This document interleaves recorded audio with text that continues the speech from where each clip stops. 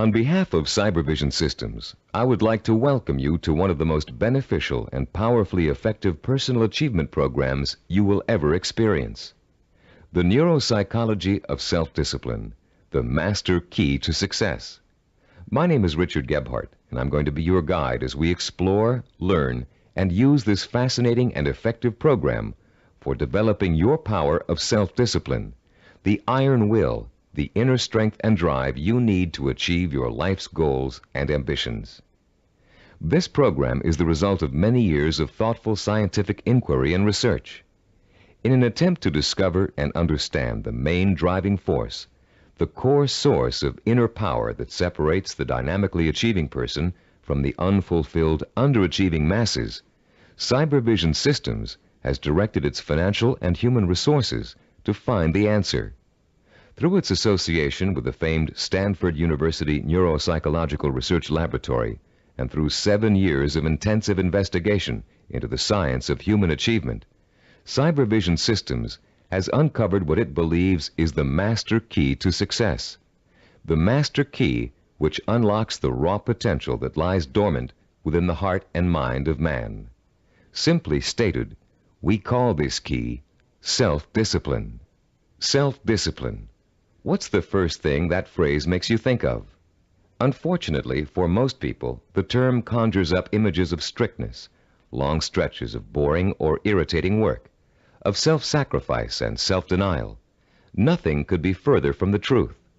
Truly self-disciplined people are not bored, unhappy, or suffering from any kind of deprivation. In fact, they have learned to give themselves the true joy that comes from pursuing and achieving their most cherished goals and dreams. What, then, is self-discipline really all about? The simple answer may surprise you. Self-discipline is your ability to systematically and progressively work towards a goal until you have reached it. It includes acquiring knowledge and skills. It's your ability to become positively obsessed, single-minded, and efficient, to strive without giving up, to work consistently day after day, week after week, and year after year until your purpose is fulfilled. Self-discipline is the power to say, this is what I really want in life, and this is how I'm going to get it. And if I have to give up some other things, I will, because it's worth it in the long run. To be self-disciplined, you must learn to develop the kind of obsession that glows like a beacon in a storm. You must learn to watch that light and steer your course towards it, no matter what gets in your way or how long it takes.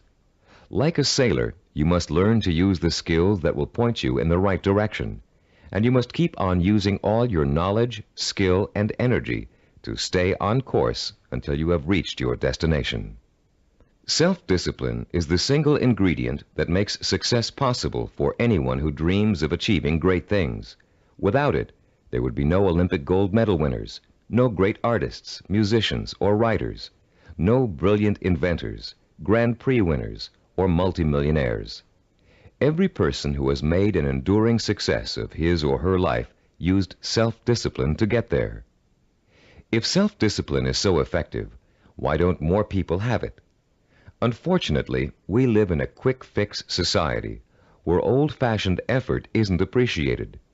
Nearly everyone wants to be an overnight success. People spend their money as soon as they make it to get instant gratification through material things. And then the same people wonder why they're not getting anywhere. The truth is, without paying the price and without making an effort, most people will fail at what they set out to do. It takes years of hard work and discipline to master a skill or craft.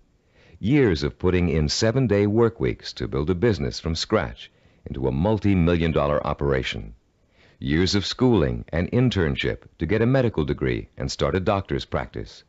And years of tempering and seasoning to become a prima ballerina.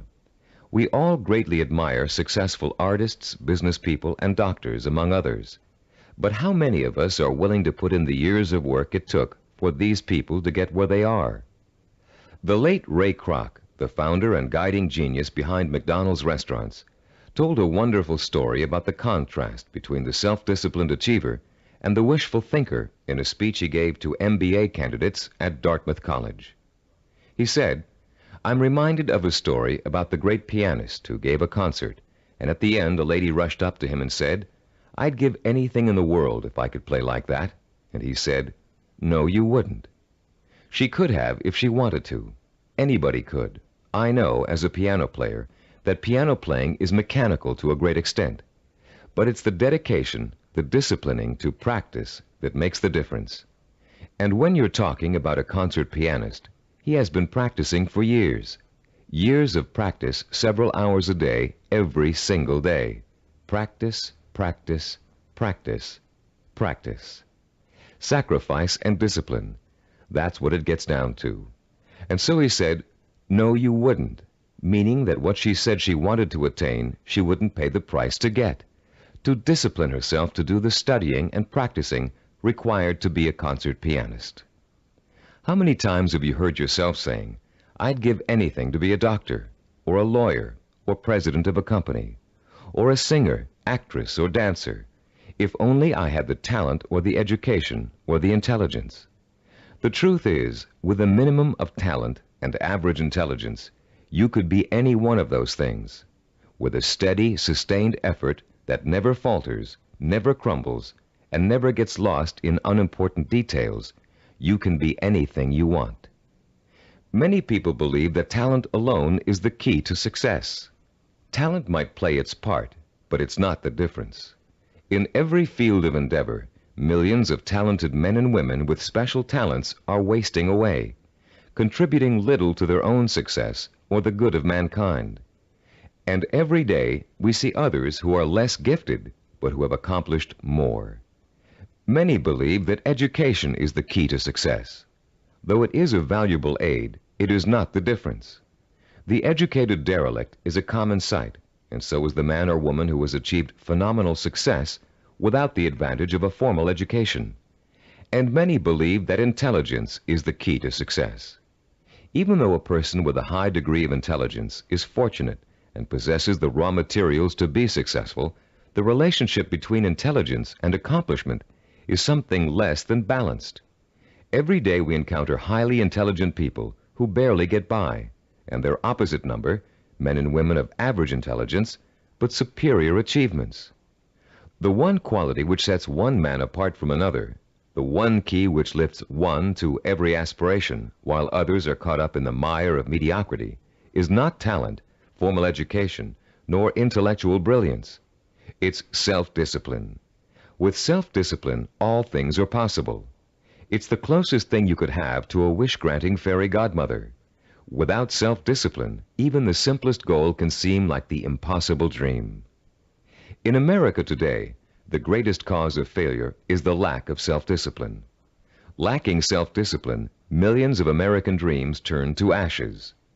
With lofty visions of success, many people don't know that it takes more than wishful thinking, shortcuts, gimmicks, and get-rich-quick schemes to achieve excellence. Somehow, most people have lost sight of the age-old truth that anything worthwhile achieving takes time, organized, persistent effort, and more time. As you look around you, you'll see the many obvious fruits of the undisciplined mind: poverty, unhappiness, and drugs, the social cancer of a quick-fix society. But it is the not-so-obvious, more subtle effects of the lack of self-discipline that we address here, the raw power and potential of talented and intelligent people that lies dormant, unchanneled, and wasted, untapped and unfocused because of the inability of these people to commit and mobilize themselves to a course of consistent action.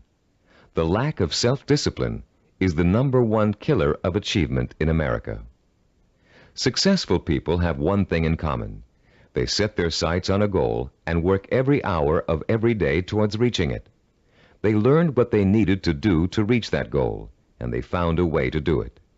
If it meant taking on an extra job, they took the job. If it meant going to school at night, they attended evening classes. If it meant working countless hours 7 days a week, they worked the hours. If it meant relocating themselves and their families, they moved.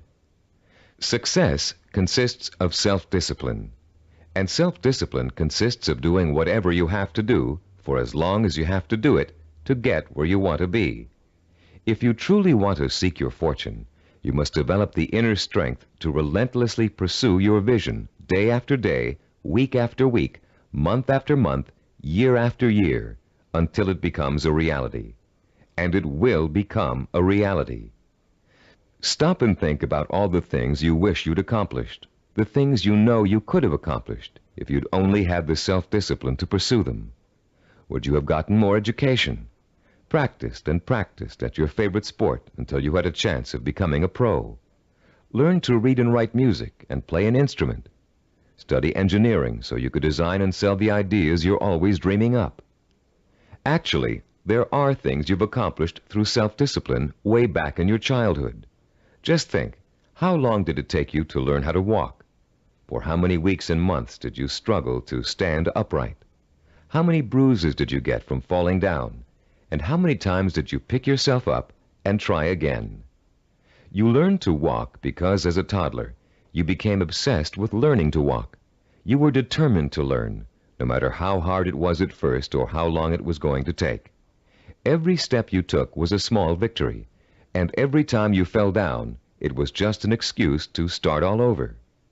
Children are naturally self-disciplined because children believe that everything is possible. Children don't say, "I can't do it." Children say, "I want to do it." When you want something badly enough, and when you believe in it strongly enough, self-discipline will get it for you.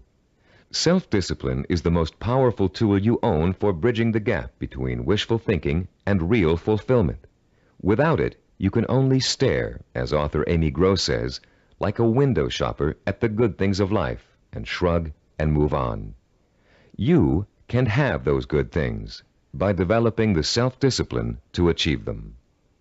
What do you want that you're willing to pay the price for? What means so much to you that you'll spend weeks, months, or years pursuing it?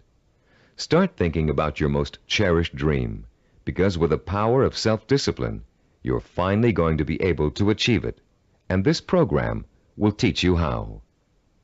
The Neuropsychology of Self-Discipline, your master key to success, will show you how to take the raw materials you already possess, your talent, intelligence, strength, and motivation, and turn them into the assets you need to achieve your life's goals. You'll learn how to gain the knowledge and skills that will set you on the path to success. And you'll learn to develop the kind of positive strength it takes to stay on that path until you have reached the very end.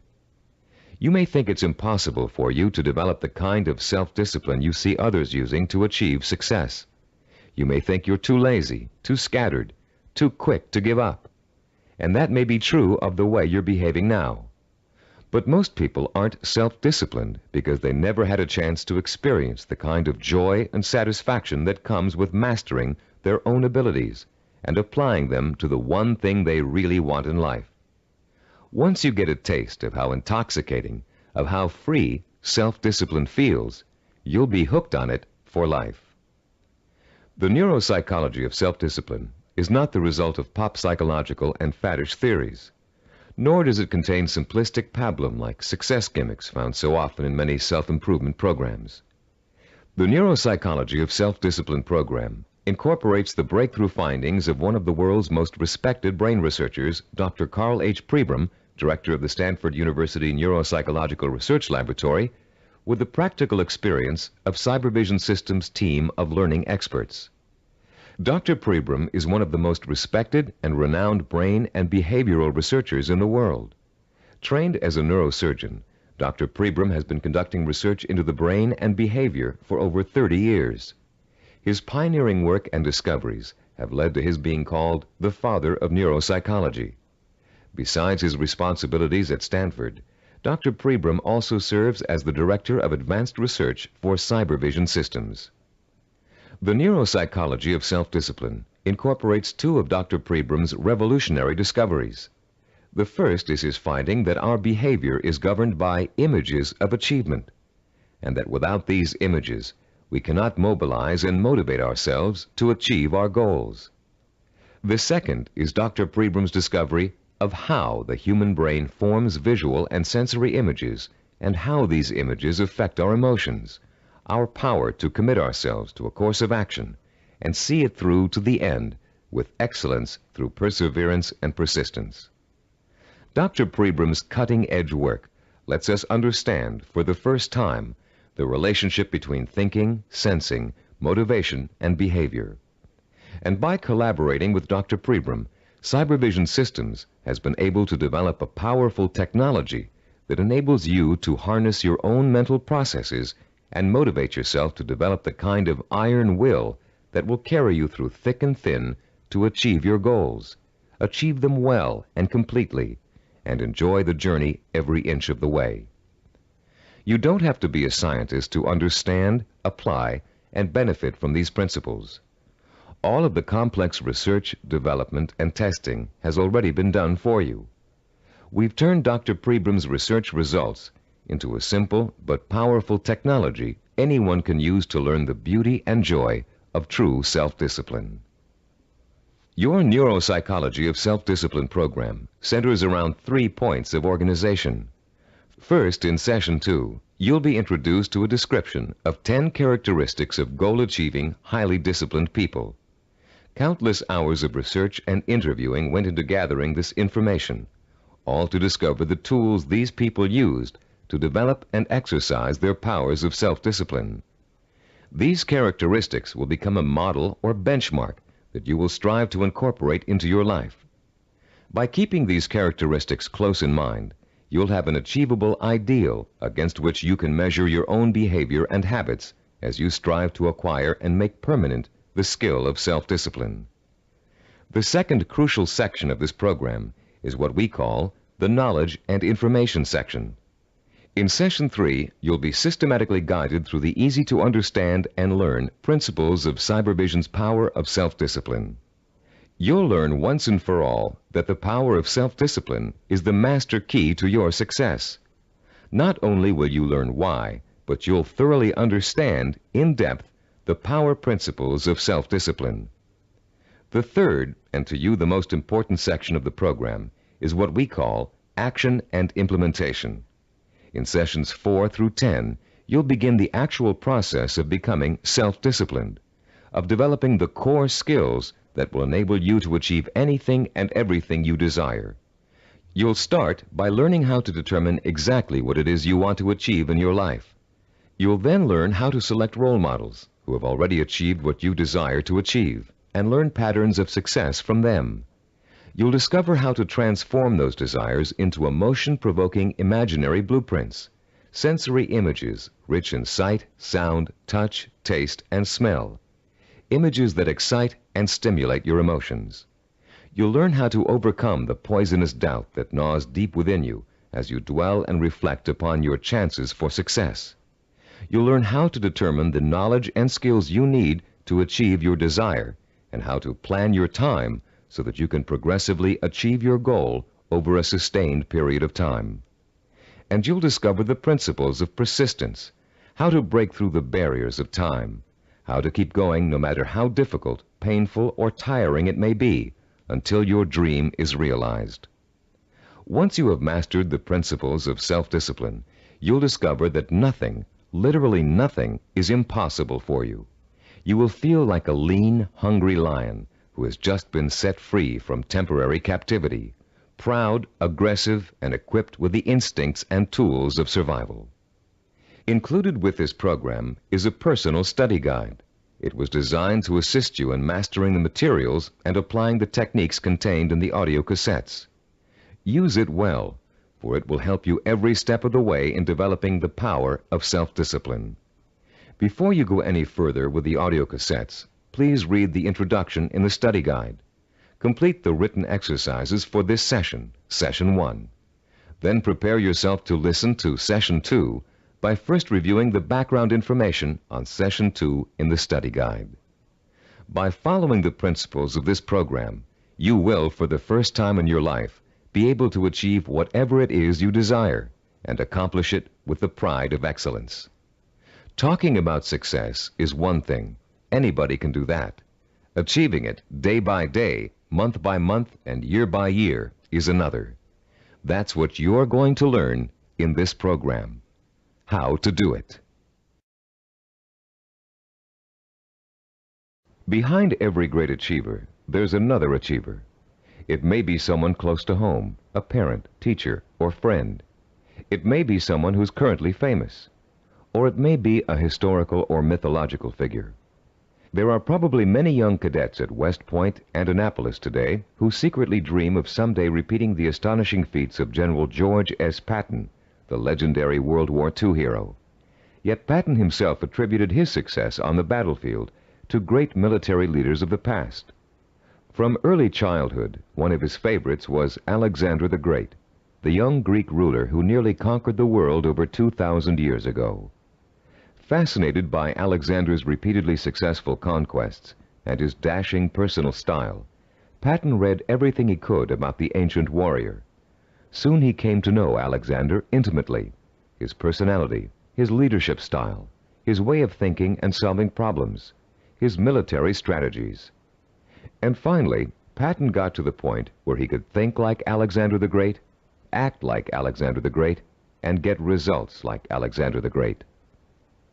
When he planned his battle strategies, Patton used tactics that followed along the lines of Alexander's greatest military achievements, and they worked. Patton was so successful in battle after battle that the Germans considered him to be the Allies' greatest weapon. Patton had Alexander the Great and his own disciplined personality to thank for his success. But Alexander himself had someone else to thank for his own brilliant military maneuvers. Alexander drew his inspiration from the mythical Greek god Hercules. After studying everything that had been written and that was known about the mythical god of courage and strength, Alexander began to pattern his thinking, personal style, and actions after him. There are countless other examples of the great learning from the great. Baseball champion Babe Ruth was once asked how he developed the hitting style that made people call him the king of the home run hitters. Ruth replied that he had simply studied and copied the greatest hitter of his time, a player called Shoeless Joe Jackson. Most, if not all, great achievers draw their inspiration, their style, and their strategies from role models. How much we eventually achieve in life may well boil down to one simple ingredient: the quality of the models we choose to emulate. All human behavior begins with models. We learn to walk, talk, dress, and feed ourselves by watching our families doing those things every day.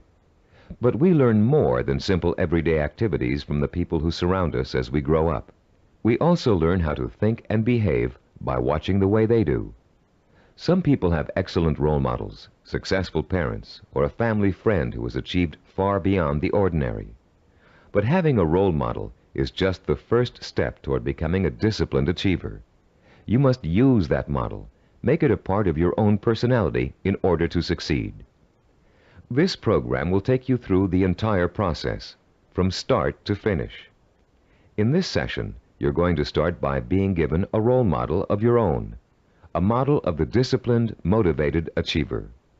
You'll learn the 10 dominant characteristics of that model and be able to compare your own behavior to it. And you'll also learn about its opposite, the undisciplined underachiever, and why that person is destined to fail. Years of research have gone into the creation of this model. Cybervision has studied people who have been successful in business, education, science, the arts, and other fields. These people were tested for the possible presence of dozens of characteristics and attitudes. And when all was said and done, Cybervision found 10 qualities that were common to every one of them. Understanding the characteristics of the highly disciplined achiever can be as inspiring to you as Alexander the Great was to George Patton. Together, they will form a living, breathing picture of the type of person who is highly self-disciplined and who gets things done. With this picture in front of you, you'll have a model to pattern your own behavior after, and you'll be able to begin to reshape your life along rewarding, achievement-oriented lines. As you listen to these 10 characteristics, compare your own behavior to each one. The idea isn't to become discouraged because you're not living up to an ideal. Rather, concentrate on rating your strengths and weaknesses so you'll understand from the beginning what areas you need to work on the most. Recognize that, as a Chinese philosopher once said, the journey of 1,000 miles begins with a single step. You've already taken that first step, by acquiring and beginning to use this program. Now, let's discuss the 10 characteristics common among highly disciplined achievers. The first characteristic of a self-disciplined achiever is a strong, well-defined sense of purpose. The self-disciplined person knows precisely what he or she wants and will go for it, even if it means sacrificing other things in life to get it. Take Norwegian explorer Roald Amundsen, for example. In 1887, when he was a boy of 15, Amundsen read the story of Arctic explorer Sir John Franklin. He was so inspired by Franklin's adventures that he secretly resolved to dedicate his life to polar exploration. And since no man had yet physically found the South Pole, Amundsen set his sights on being the first. His mother had other ideas. She wanted her son to be a doctor and insisted that he attend medical school. At first, Amundsen gave in, but then, unhappy and frustrated, he quit school, joined an exploration party, and went to sea. Amundsen spent years apprenticing in the treacherous Antarctic. It was hard physical work, and there was a lot to learn. He studied nautical techniques until he became a master sailor, and then he began to organize his own expeditions. 24 years after Amundsen chose his goal, he succeeded in achieving it. In 1911, he became the first man to find the South Pole. Contrast Amundsen's single-minded pursuit with the profile of a person who isn't sure what he or she wants to accomplish. The purposelessness personality drifts through life uncertainly, always searching, never finding. This is the type of person who changes jobs, leaves relationships, and starts projects but never finishes them.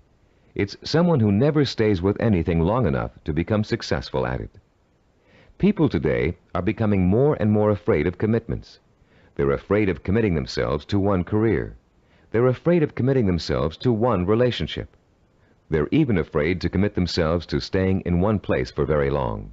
They talk about leaving their options open. Ironically, these people are very much committed to failure, because without a sense of purpose, they can't apply themselves to any one thing, and without applying themselves, they can never succeed. Look around you, and you'll see 40-year-olds and 50-year-olds who are still jumping from job to job, from relationship to relationship, always searching for an answer somewhere. They'll never find it. The second characteristic of the self-disciplined person is that he or she seeks out and uses positive role models, often called mentors. Patton found and learned from Alexander the Great. Roald Amundsen got his inspiration from Sir John Franklin. To be self-disciplined, you must find a mentor who can inspire you with his or her own example of discipline. This person will instill you with a sense of real possibility, the belief that if he can do it, so can I. The person who has no self-discipline tends to identify with and tries to emulate people whose values are quick fix. The undisciplined think success can be achieved through gimmicks, luck, or who you know. For this reason, they actually distrust and resent the truly successful. They cannot bring themselves to admit that it takes hard work and consistent effort to reach a lifelong goal. Rather than working to get their own lives in order, these people blame their lack of success on bad breaks. They will always have bad breaks until they give themselves a break. The third quality that distinguishes the self-disciplined person is the strength of his or her imagination. Self-disciplined people use a goal-setting technique called sensory vision. Robert Kennedy's immortal words explain it very well. Kennedy, himself a highly disciplined achiever, said, "Some men see things as they are and ask, why? I see things as they could be and ask, why not?" The key to developing this kind of vision is learning to use your imagination in a clear, creative way. Once you've decided on a goal, you must learn to visualize the outcome with strongly detailed, sensory-rich images. You must learn to clearly imagine the rewards of success through sight, sound, touch, taste, and smell. The French have an expression, déjà vu, which means already seen. The self-disciplined, when they reach their goal, have this sense of déjà vu, because they have already been there thousands of times in their imaginations. You can be sure General Patton knew what victory felt like long before he fought his first battle. And for Roald Amundsen, reaching the South Pole must have felt like a homecoming. The great film director Alfred Hitchcock said that the actual process of directing a film was almost anticlimactic for him. By the time production started on each of his films, he had already visualized every single frame and every single camera angle so clearly in his own imagination that making the movie consisted of just going through the motions. Hitchcock began each project with a template of what he wanted clearly and firmly set in mind. Those who lack self-discipline also lack vision. They have only the vaguest images of goals they might, maybe, someday want to achieve. These people are quite capable of creating sensory-rich visions, but unfortunately, they tend to apply those visions to scenarios of failure rather than success. The fourth quality exhibited by the self-disciplined individual is what we call a positive sensory orientation.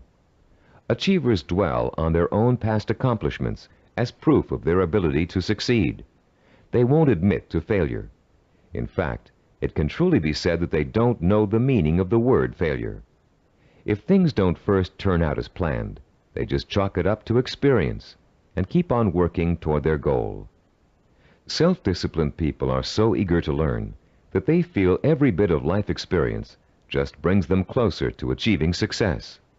They're not afraid to try new approaches if old ones don't work anymore. They never lose sight of their goal, but they're open to more than one way of achieving it. And this kind of positive attitude ensures that they will. Those who lack self-discipline waste precious time and energy dwelling upon past failures. Through a vicious cycle of negative reinforcement, they use those perceived failures as an excuse not to try again in the future. They develop a fear of failure, a fear of making the effort, and failure generates failure. If you're convinced you can't do something, you won't be able to do it. The characteristics we've discussed so far all add up to a quality called self-assurance.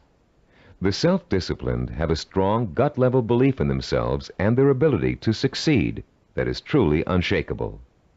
Deep down in their hearts, they know they can do it, and no one can convince them otherwise.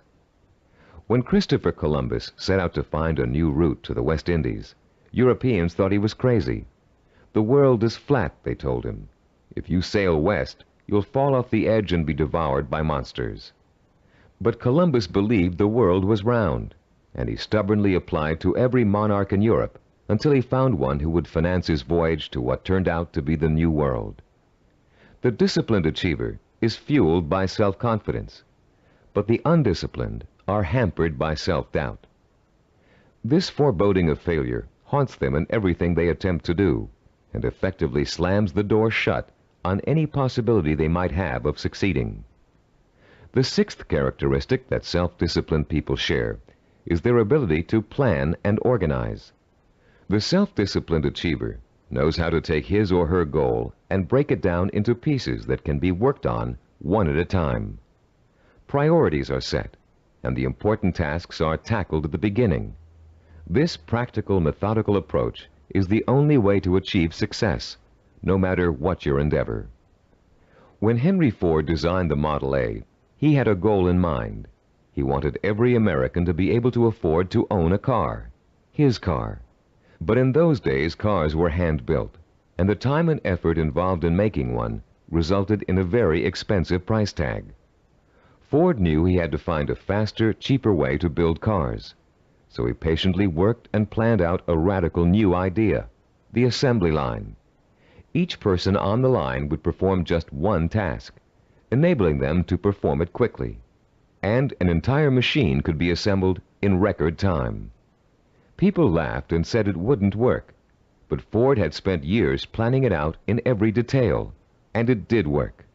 The assembly line became such a success that other industries began to use it as well. One man's careful and patient planning launched a new industrial era. Contrast Henry Ford with the typical man on the street. His attention is scattered, and he's disorganized. He either has no idea what he's going to do next, or he has so many irons in the fire that he can't keep track of them all. Maybe he's trying to start a business, but he's busy hiring employees when he still doesn't have any clients or office space. Maybe he's decided to switch careers, but he's already planning how to spend all the money he's going to make, even though he's going to need 4 more years of schooling before he can begin to practice his new career. This type of person is wasting time and energy. Without a detailed game plan, and without following that plan as closely as possible until you reach your goal, you can spend your life floundering among half-started projects and missed opportunities for success. Many people think all you need to be successful is a great idea, but without planning, organization, and hard work, the most brilliant ideas aren't worth a dime. Which brings us to the 7th characteristic common to self-disciplined achievers: their ability to acquire the essential knowledge and skills they need to put their game plan to work.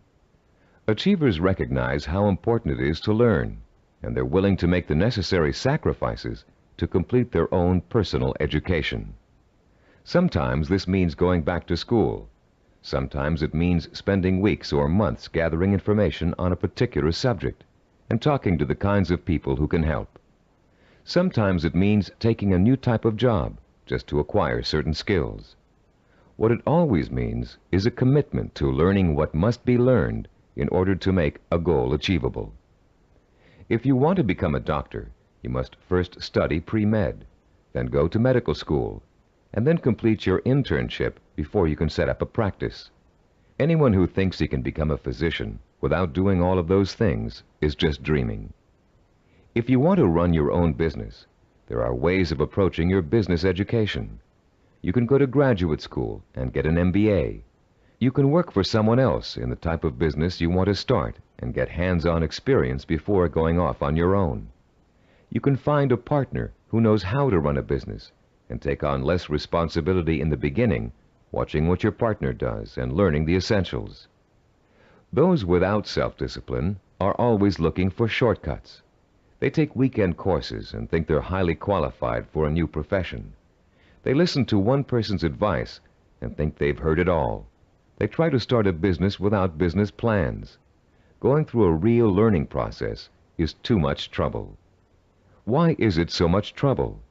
Because the undisciplined person lacks patience, the 8th quality on our list of self-disciplined characteristics.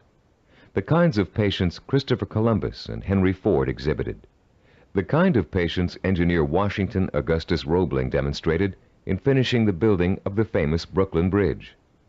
Roebling's father, John Augustus, was the brilliant engineer who designed the Brooklyn Bridge and began overseeing the building of it in 1869. It was going to be the first steel suspension bridge in the world, a feat of engineering for its time. But the project had hardly begun when the elder Roebling suffered a fatal accident, and someone had to carry on. That someone turned out to be his son. Washington Augustus Roebling took over where his father left off. But just 3 years later, he contracted Caisson's disease from spending so much time underground. The illness left him almost completely paralyzed, in great pain, and confined to a wheelchair for life. Some people would have given up the project under those conditions, but Washington Augustus didn't. Instead, he moved to an apartment in Brooklyn Heights that overlooked the bridge, and he sat all day at the window, watching the work as it progressed and supervising it from his living room. Messengers ran back and forth, conveying his instructions to the workers on the bridge. Washington Augustus worked this way for 11 years, until the bridge was opened in 1883. Obviously, the younger Roebling's patience paid off, mostly because he, like other self-disciplined achievers, was not intimidated by time. Roebling would have sat at that window without complaint for 20, 30 years or more in order to finish his project. It meant that much to him. Later in this program, we'll explore further the special relationship between the highly self-disciplined and time. For now, we'd like to point out that time becomes immaterial to those immersed in pursuing a goal. Hours pass as if they were minutes, weeks as if they were days, years as if they were months. The self-disciplined do not worry about time. They also see time as a tool. Accomplishment takes time. and people who wish to achieve have all the time in the world. Because every moment they're working towards their goal, they know they are coming 1 minute closer to reaching it. And for the self-disciplined, getting there is at least half the fun. The undisciplined view time as an enemy, something to beat. You'll hear them say, "I want it all now. I can't wait." Unfortunately, these people don't realize that time is going to pass anyway, and if they're not working toward their goal, they're only wasting the time they feel is so precious. The self-disciplined are persistent. This is the 9th quality that contributes to their success. They have what it takes to stick to their vision through thick and thin, day in and day out. They don't give up in spite of rejection, hardship, setbacks, or other people's opinions. They are relentless in their pursuit of their own dreams and goals. The self-disciplined are actually very stubborn. They succeed against all odds. When they get discouraged, they draw new inspiration and motivation from their sensory-rich visions of success. And that's enough to fuel their emotional drive to keep on making the effort. Ellie Hawkins, a mountain climber, is a good example of someone who just wouldn't give up even when the odds turned against her. She set out to climb a particularly difficult face of Yosemite's treacherous El Capitan. Ellie undertook this climb to prove that dyslexia, a learning disorder from which she suffers, can be beaten. In the middle of the climb, Ellie slipped and suffered a rope burn on her left hand that was so bad she almost lost complete use of the hand. She could have stopped there, but she didn't. What started out to be a 6-day climb turned into a torturous 8-day ordeal as Ellie worked with one hand, holding her wounded arm above her head to lessen the pain. Ellie reached the top and immediately announced plans to tackle another very difficult climb. No one doubts that she'll do it, because she has the hallmark of a disciplined achiever. The undisciplined are easy quitters. They give up when the going gets rough. They're more interested in having a good time than in working. Even worse, they find it impossible to have a good time when they are working. This brings us to the 10th and last characteristic of the self-disciplined achiever, the ability to experience pleasure while working to achieve his or her vision. These people are excited by their goals and become easily engrossed in the work it takes to get there. They're interested in learning, they enjoy acquiring new skills, and they have a good time while they're pursuing their ambitions. To the highly disciplined, there's no such thing as work. Their work becomes their life and their main source of pleasure. When they become successful, you often hear them say, "I can't believe I'm getting rich doing this. It's so much fun." And most of them would keep doing what they're doing, even if they weren't making money at it. To the undisciplined, work is the stressful, painful, boring part of life that must be tolerated between periods of pleasure. These are the people who live for the weekend, who are willing to work only because it gives them the disposable income they can spend on fun. And these are also the people who don't want to put in overtime or take work home unless they're being paid extra for it. If taking on more work will only get them a promotion or a crack at a better job, they won't do it. Now that we've identified the 10 qualities common to all self-disciplined achievers, we'd like you to begin comparing yourself against the model characteristics we just discussed. This self-assessment will give you a good idea of your own strengths and weaknesses. After you've finished listening to this session, turn to page 11 of your study guide and follow the instructions for using the personal assessment form you'll find there. Let's summarize the characteristics of self-disciplined achievers. First, they have a strong, well-defined sense of purpose. They know what they want. Second, they seek out positive role models for inspiration and learning. Third, they use sensory-rich visions and a vivid imagination to set the stage for their own achievement. Fourth, they have a positive sensory orientation. They expect to succeed rather than fail. Fifth, they have a deep-rooted belief in their ability to achieve. They are immeasurably self-assured. Sixth, they have the ability to plan and organize. They can break down what they want to achieve into manageable steps and set priorities that let them accomplish the most important things first. Seventh, They know how and when to acquire essential knowledge and skills. They're not intimidated by the thought of having to learn something new. Eighth, they have patience. The passing of time doesn't bother them. They'll keep working toward their goal for as long as it takes. Ninth, they persevere. They're stubborn, and they don't give up, even when the going gets rough. 10th, they view work as pleasure, because work is bringing them closer and closer to the realization of the goal that will be their final reward. Turn off the tape now and score yourself on the personal assessment form. When you're done, turn the tape back on.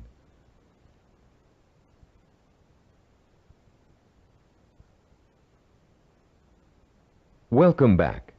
We hope you're not too discouraged by an honest assessment of where you stand now in terms of self-discipline. Remember, you've already taken the first steps toward making a positive change in your life, and you will experience that change by the time you finish this program. Nothing will be impossible for you once you develop and harness this inspiring and enduring power of self-discipline. And, as you'll soon find out, self-discipline is not so difficult to develop as you might think. As a matter of fact, using this program is going to be your first exercise in acquiring it. Already, you're on your way. In the next session, we'll explore the power behind the characteristics we've just discussed.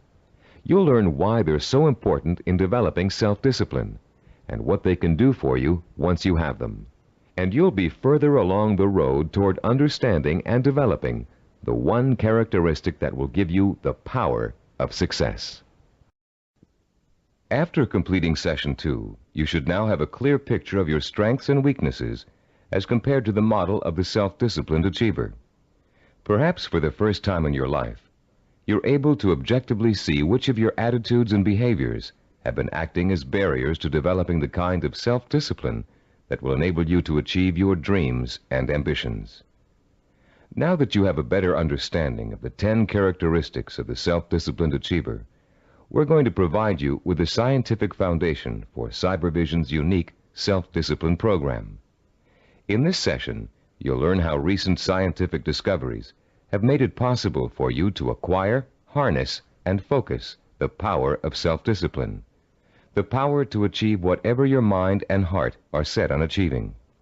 That power is what sets achievers apart from the mass of ordinary people, people described by American philosopher and writer Henry David Thoreau as leading lives of quiet desperation. That power is what drove great achievers like Dr. Jonas Salk, Ludwig von Beethoven, Albert Einstein, and Mahatma Gandhi. But what does that power consist of? What is the force that motivates high achievers to sustain a long-term effort that might take 10 years, 20 years, or a lifetime to achieve? More importantly, if we can define and isolate such a force, how can you or I tap into it? The force exists, and it has a scientific basis. By the time you've completed the neuropsychology of self-discipline, you'll understand its origins, its strength, and its power. And you'll be armed with all the tools you need to stay in touch with that force in order to accomplish anything you set out to do. There are many self-improvement programs that, like crash diets, offer good short-term results but stop working after a few days or weeks. These programs tend to rely on one of 3 kinds of motivation. The first is evangelical. A powerful orator, we'll call him Speaker X, comes to town with promises to increase motivation and production after a single seminar or series of seminars. Perhaps your boss encourages you and your coworkers to go. Perhaps he even purchases a block of tickets. Meeting night arrives, you attend, and the speaker is indeed inspirational, as are the bells and whistles and songs and slogans that accompany him. It is a fever-pitched, emotionally charged experience that Speaker X has to offer. As he exhorts you to live up to your enormous potential, to work harder, better, and more enthusiastically, to use your talents, to use your mind, you feel power welling up inside you, and the people around you are feeling the same kind of power inside them. Yes, you're all saying, we can be more productive, we can have a better attitude, we can get ahead if we want to. The very air becomes charged with mass enthusiasm. The next day, you're at your desk a half hour early, and you work a half hour past normal quitting time. The same thing happens the day after. You start planning new ways to accomplish your work more effectively. You're feeling happier about the work you're doing. And for the next few weeks, it looks like you're getting more work done in less time than you ever have before. But soon, your enthusiasm begins to fade, and your pace starts to slow down. Even if you have the audio tapes of the speech, it's hard to recapture and sustain the original emotion you felt in the presence of an inspired speaker. And of course, you no longer have the kind of group excitement and energy you experienced the first time around. You're getting tired and bored. Your boss sees productivity fall after an artificial peak, and sure enough, when the next motivational speaker comes through town, we'll call him Speaker Y, there's the boss with another block of tickets in hand. This evangelical form of motivation may get short-term results, but it creates an unhealthy dependence on external hype. It's like a drug addiction. You need more and more of an artificial stimulant to reach the same level of false well-being. When you get your shot of motivation, you become enthusiastic and energetic. When the shot wears off, you get sluggish and lethargic. The same problem exists with the second major motivational tool that most self-improvement programs rely on: external rewards, like money, prizes, bonuses for reaching quotas. These are essentially pats on the head from the boss, often desirable pats, but still pats on the head, signals that you've pleased someone else. This method works very well on children. Unfortunately, it tends to create a childlike dependence on outside rewards, even in adults. Like evangelical speakers, this carrot and stick approach produces only short-term results.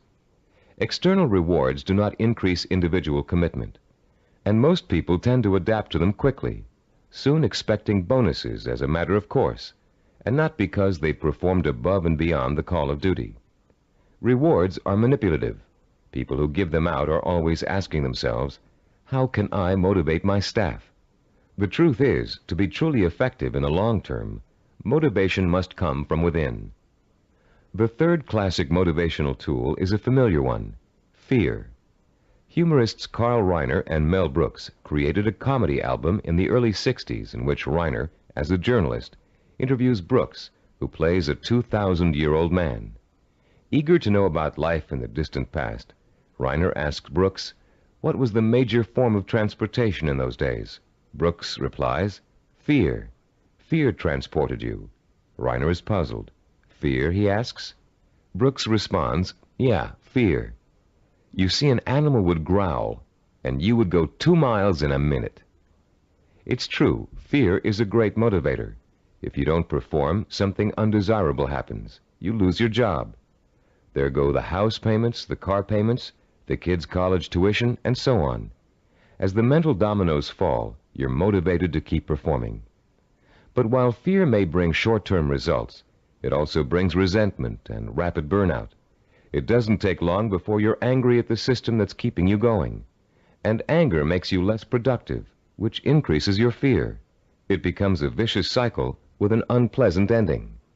It should be pretty clear by now that these motivational systems aren't motivational at all. Each of them relies on an external stimulus and an artificial situation.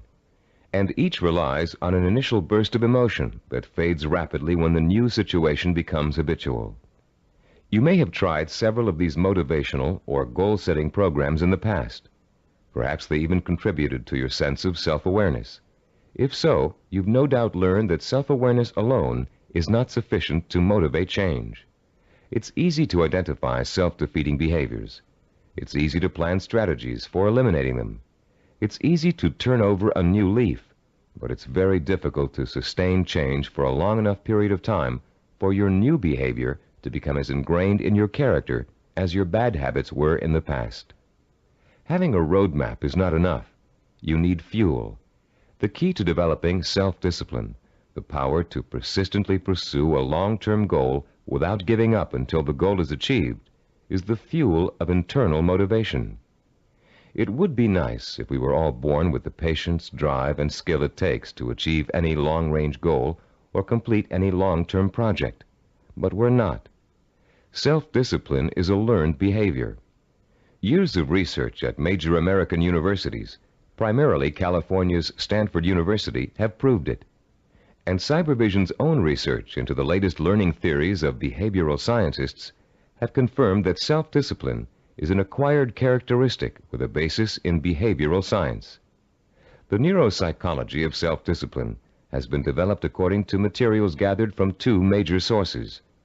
Our information comes from our own research into the way human beings learn, and from the revolutionary discoveries about the structure and organization of the human brain made by Dr. Carl Pribram.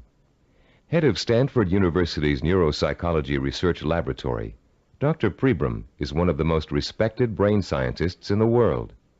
Trained as a neurosurgeon, his research into brain function led to a deep interest in the behavioral sciences. His pioneering work in both of these areas led to the fusion of the two into the science of neuropsychology. As a neuropsychologist, Dr. Pribram studies how the nervous system and its component parts affects human behavior. Those studies have led to two revolutionary discoveries. The neuropsychology of self-discipline incorporates both of them. The first of Dr. Pribram's discoveries explains how the human brain forms visual and sensory images, and how those images affect our minds, our bodies, and our behavior. The second discovery is that our behavior is governed by images of achievement, neuronal blueprints of the skills and actions that determine our success or failure in the achievement of our goals. Let's discuss how each of these scientific discoveries leads us to understand the power and the origins of self-discipline. Many scientists and psychologists have believed for years that the human brain barely distinguishes a real experience from an imagined one. Best-selling self-help books like Psycho-Cybernetics, Think and Grow Rich, and others have used this belief as their foundation for motivation and change. This idea has also been the cornerstone belief of people involved in metaphysics and the human potential movement. The idea that the brain cannot tell the difference between a real experience and an imagined one has never been scientifically proven until Dr. Pribram's research showed us that it is true. But Dr. Pribram's research did not prove that, as many people think, all you have to do is imagine what you want, and through the magical power of the mind, you will achieve it. If this were true, achievement would be easy. And as anyone who has tried to achieve a long-term goal will tell you, it is not. Put into its proper perspective, this concept of imagination is critical to achievement, but not because imagination possesses a magical power to attract success like a magnet. Imagination is critical to achievement because it evokes the power and emotion that stimulates and sustains the drive to achieve. The human nervous system responds emotionally to imaginary images rich in sensory detail, in sight, sound, touch, taste, and smell, as if they were real. In fact, the brain doesn't distinguish between sensory-rich imagination and reality. That's why the sight of a hand reaching for a murder victim on a movie screen can inspire the same terror, the same rapid heartbeat, and rush of adrenaline as a real threat does. You can perform a simple demonstration of how an imaginary image affects the body's responses right now. Close your eyes and imagine for a moment that you're holding a firm, ripe lemon in your hand. Now bring the lemon up to your mouth and slowly bite into it. As your teeth break through the peel, penetrate the skin, and sink into the flesh of the fruit, imagine the juice exploding into your mouth. What did you experience during this exercise? Did you develop a feeling of bitterness and distaste? Did you pucker up in response? Did you begin to salivate, as you would if you really took a bite out of a lemon? The feeling of bitterness is an emotional response, provoked by the imaginary sensation of the lemon juice being absorbed by the mucous membranes in your mouth. The buildup of saliva was a physiological response. Saliva neutralizes the acid level in lemon juice. You can create a similar response by imagining yourself biting into an onion. Rather than experiencing a sense of sourness and a watering of the mouth, your eyes will begin to burn and tear. This power of imagination to create physiological and psychological responses is crucial to the survival of the human species. The images of love and eroticism stimulate sexual response for reproduction. The image of fear stimulates the fight or flight response for survival. But our brain's ability to respond to images is a two-edged sword. The person who is dominated and controlled by emotional impressions becomes a victim of his own sensory images. These people act impulsively in response to their feelings. They have little control over their environment. They are easy prey for fear, superstition, and con artists. They are usually unhappy. On the other hand, the person who understands the power of imagery and who can deliberately harness a flood of sensory images to reinforce an intellectually formulated plan has a lifetime source of energy to apply toward positive action. This person uses emotion as fuel. Only when the imagination is harnessed and focused on the benefits and rewards of a specific goal can we light the fires of self-motivation and develop the kind of self-discipline that will help us achieve that goal. Dr. Pribram made a second significant discovery in his research into the brain and human behavior. He found that all of our actions are governed and driven by what he calls an image of achievement. That image of achievement is actually a mental blueprint for reaching a goal. It is made up of images rich in sight, sound, touch, taste, and smell. And in the mind of a highly self-disciplined achiever, it serves as the source of emotional fuel that drives him to work long and hard to reach his goal. Wimbledon tennis champion Stan Smith reported that once he realized that he could compete with some of the world's best tennis players, he established a vision of himself becoming the #1 tennis player in the world. He imagined winning the Wimbledon title years before he actually achieved it. He saw himself receiving the trophy, dancing at the winner's ball. He felt the worldwide acclaim that would accompany his success. He used that vision as an emotional well from which to draw the necessary strength, persistence, and perseverance to spend thousands of hours in practice and competition, developing the skills and experience that would eventually see him to the realization of his dream. Have you ever heard someone say, "I wanted it so bad I could taste it"? That's the kind of stimulus that motivates the self-disciplined achiever. Not only can the achiever taste victory, he can see, smell, hear, and feel it too. After years of research, we now know that such deep sensory-rich images are the actual language of the brain. Although it is actually far more complex, the brain can be compared to a computer. Computers, also referred to as hardware, can do nothing by themselves. They are simply the vehicles for programs called software that tell the computers what to do. Think of the brain as hardware and the imagination, images of achievement, as software. Images of achievement tell your brain what to think, which in turn tells you how to act. The right images can set in motion a chain of events that will lead you towards any kind of achievement you can imagine. Author Joe Himes describes watching a Taekwondo master named Young Tai Lee practicing blows against a straw-covered board. Lee pounded his fist again and again against the board, oblivious to the fact that his knuckles were bleeding.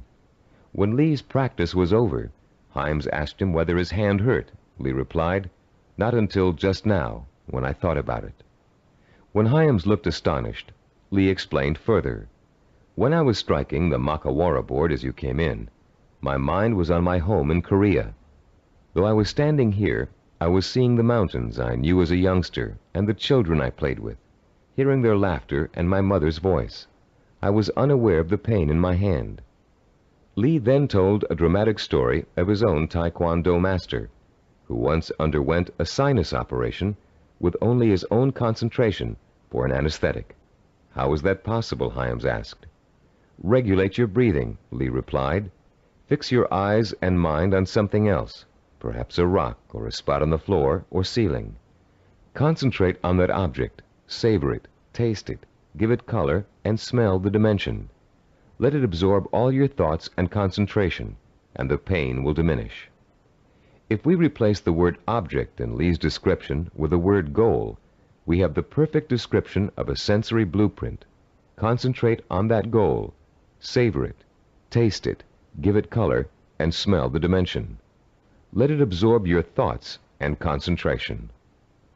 This ability to use sensory images to marshal one's powerful sensory impulses toward a goal is the essence of self-discipline.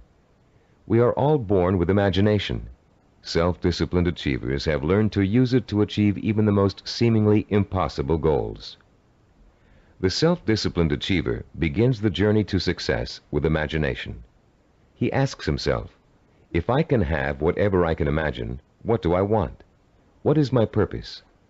When he has defined that purpose, he uses his imagination to create a vision of achievement, a sensory-rich image that will evoke an emotional response so strong that he is driven to action to bring his vision to life. And when he has achieved that goal, he uses his vision to create new goals, for the self-disciplined achiever never stops. He has learned such a powerful method for becoming successful that the pleasure of succeeding has for him become life itself. The self-disciplined achiever also uses imagination to change his goal whenever necessary. As images evoke emotion, and emotion propels him to act, he gets closer and closer to his goal. And the closer he gets, the more his reality changes. When it changes in such a way as to make his original goal either impossible or undesirable, he changes that goal to fit his new reality. The self-disciplined achiever creates a feedback system that ensures that he will never give up and he will ultimately achieve what he wants. This is where most people fall down. They're working towards a goal and suddenly circumstances interfere with that goal. They get sidetracked. Then when they try to get back on course, it doesn't work. Because their original goal does not fit their new reality, they think they have failed and they give up. In the same circumstances, the self-disciplined achiever uses his or her goal visualization as a reality check. If reality suddenly dictates that the original goal won't work, the goal must be altered to fit reality. The achiever has not failed. He or she has set a new course that will lead to success. Take someone who sets out to become an obstetrician. After 4 years of pre-med and 2 years of medical school, our self-disciplined achiever suddenly realizes that she's far more interested in becoming a neurologist. Should she drop out of medical school? Of course not. She'll simply switch her visual blueprint to another field of medicine and change her plans for where she'd like to intern after medical school. She doesn't think of herself as a failed obstetrician. She thinks of herself as a successful neurologist. Or take the businessman who wants to open up a retail store in his neighborhood. During the knowledge-gathering process of talking to other business owners, discussing loans and insurance with bank officers, and looking into buying franchises, he discovers that a retail operation won't really fit his particular talents or expectations. Instead, he realizes he's a perfect candidate for starting a direct marketing company. So he changes his vision and his direction to fit his new goal. For these people, the fire still burns, but the trial and error process of working towards their goal has led them in directions they wouldn't originally have thought to go in, and they will be successful because they're flexible enough to grow and change as their goals grow and change. The relationship between vision, self-motivation, and achievement can be condensed into an easy-to-understand 7-step formula for developing self-discipline. As we explain that formula, you can refer to your study guide and follow along as we talk about the 7 keys to self-discipline outlined in diagram 3.1. The first step in developing the power of self-discipline is to create a purpose. You must define a cause to which you can wholeheartedly commit your time, resources, and energy. This cause points you in a direction. It gives you a reason for making the effort. It lights a small spark inside you that will soon begin to burn with emotion and drive. The second step is to find role models who have already achieved what you want to achieve. Study their life patterns, their methods and techniques for reaching their goals. Let their example inspire you, and realize that they are normal people just like you, but they are self-disciplined people. With the power of self-discipline, you can achieve as much as they have. With a firm purpose in mind and an exciting sense of possibility sparked by your role models, you'll find yourself developing a strong-willed emotional belief in your ability to succeed. The first small spark of hope is turning into a glowing ember of possibility. In the third step, you'll translate your feeling of possibility into a sensory-rich vision of success. At this point, with a vision rich in touch, taste, sight, smell, and sound in front of you, you'll make the leap from the possible, "I think I can do it," to the heartfelt, "I know I can do it." Your vision and your belief will fan the embers of conviction until they burst into a flame of emotion that incites you to action. This all-encompassing flame of emotion is the fourth step of the formula. It is what gives you the energy, the creative power, and the desire to single-mindedly see your vision through to its successful completion. Motion is the root word for emotion.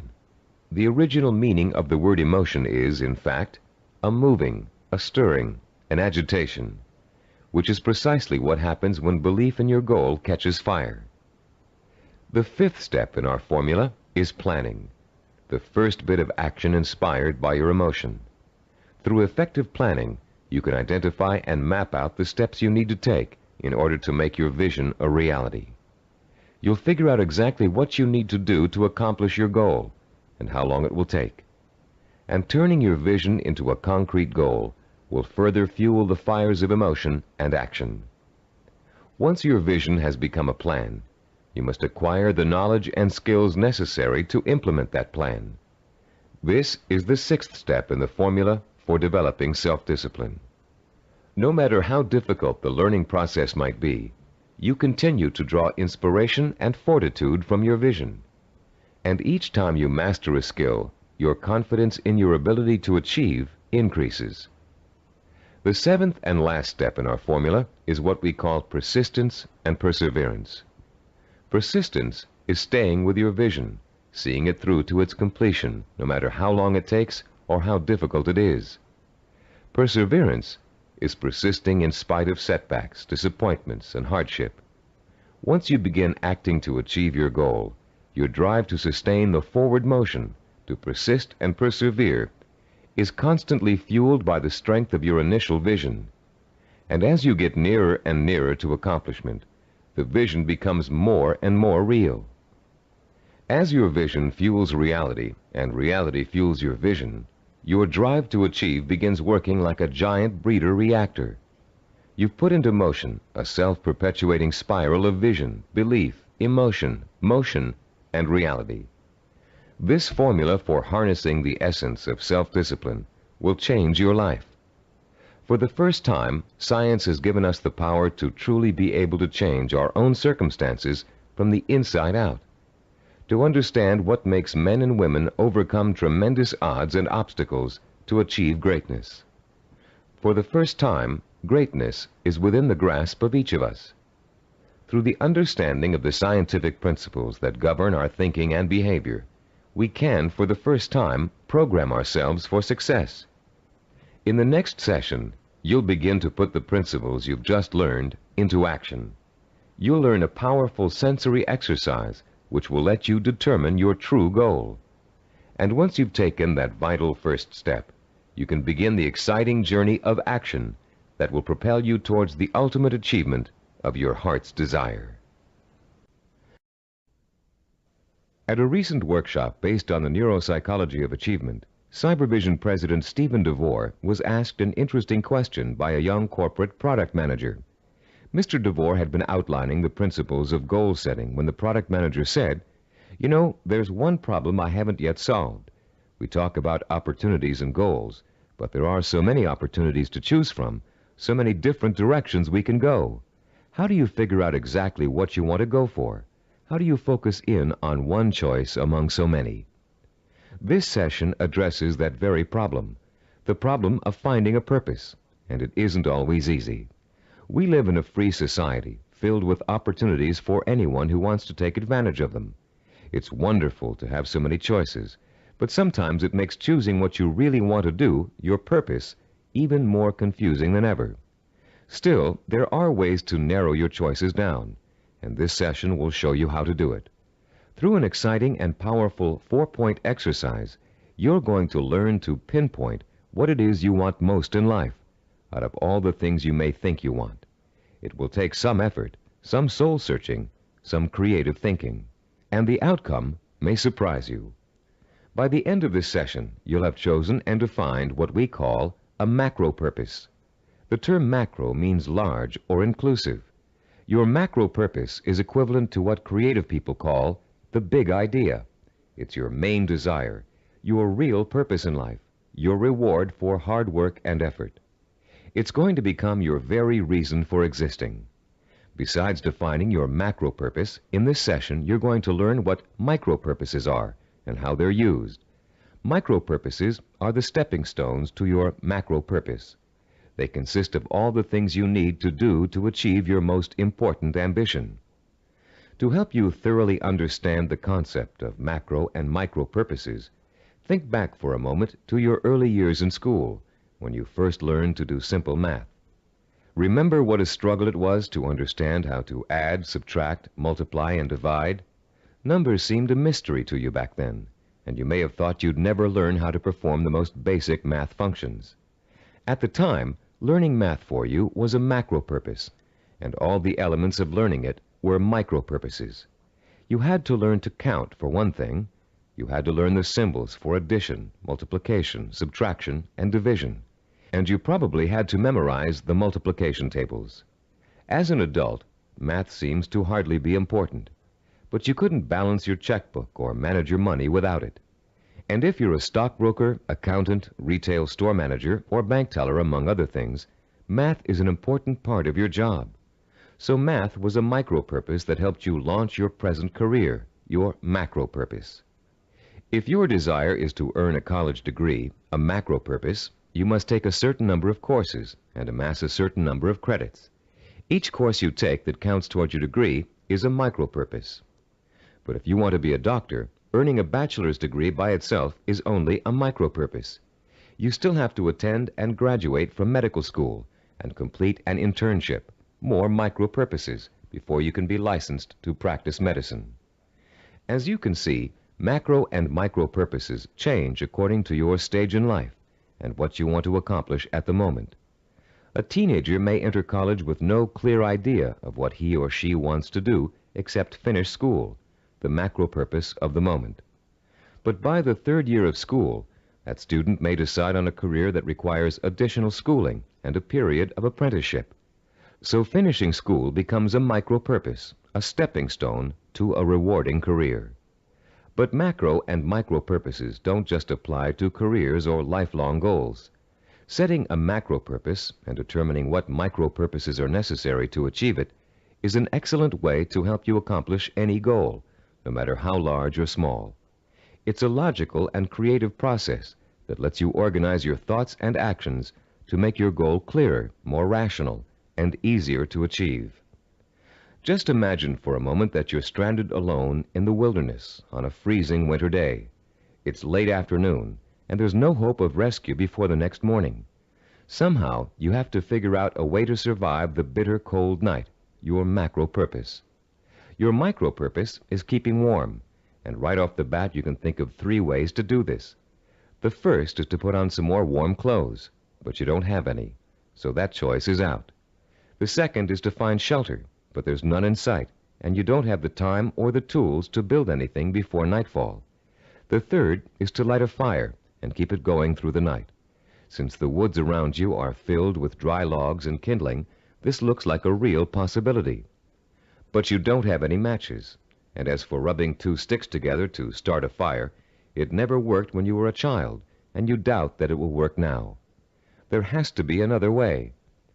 Looking around you for another solution to accomplishing your macro purpose, you notice a sliver of broken glass on the ground, and there's still enough sun left for you to be able to feel its warmth. Picking up the glass, you hold it so the sun's rays can penetrate its surface and focus on a dry stick of wood underneath.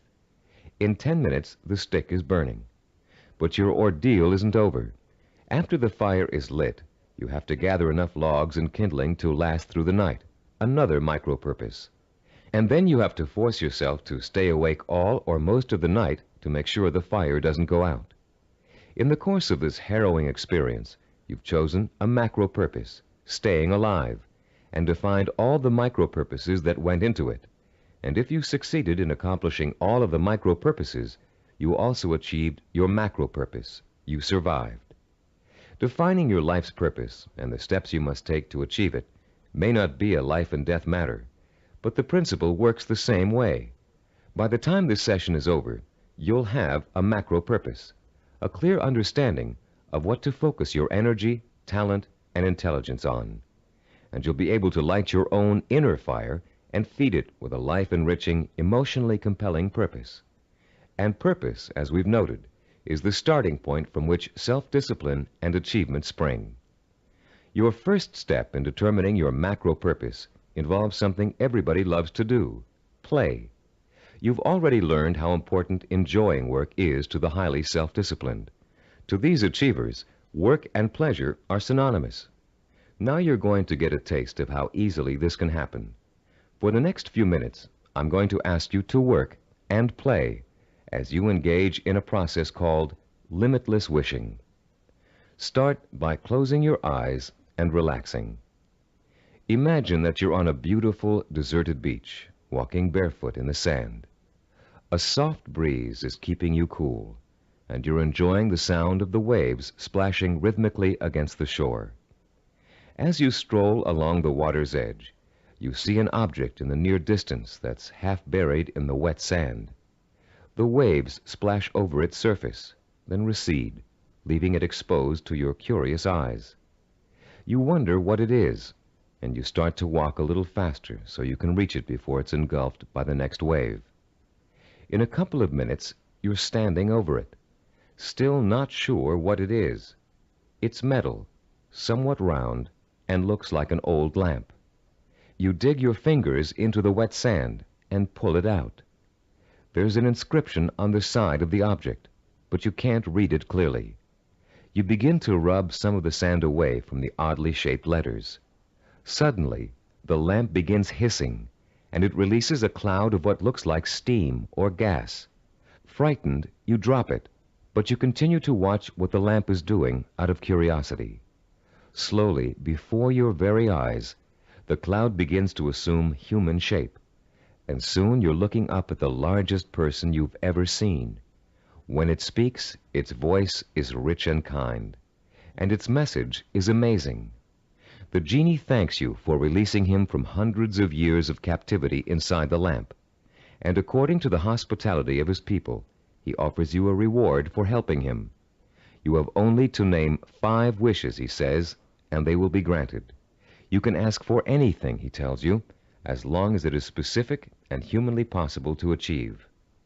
At first, you refuse his offer, but as he continues urging you to accept, you begin to realize that no, you aren't dreaming, and yes, you really can have your 5 wishes. The possibilities start dancing before your eyes. Think long and hard about it. What are the things that will turn your life around and make you truly happy? What is it you secretly wish for, day in and day out, every day of your life? Take your time in deciding. This is too important for you to rush over. You may change your mind about your first choices after you've thought about it some more. When you do make your final selections, write each one down in the space provided on page 18 in your study guide. Start each wish with the term, I want, and write it in clear, specific language in the present tense. Turn your tape off now and decide what you will wish for.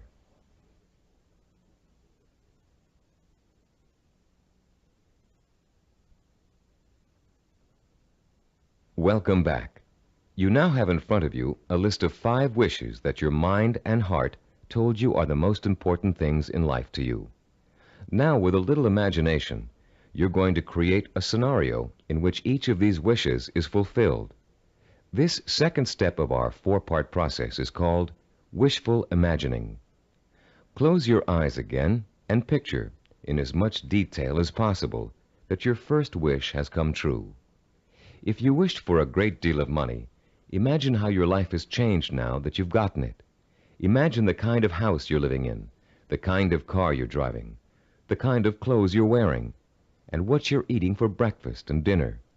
Maybe you've got a private plane or a swimming pool, a new career, new friends, or the same friends you have now, but with a new attitude toward you.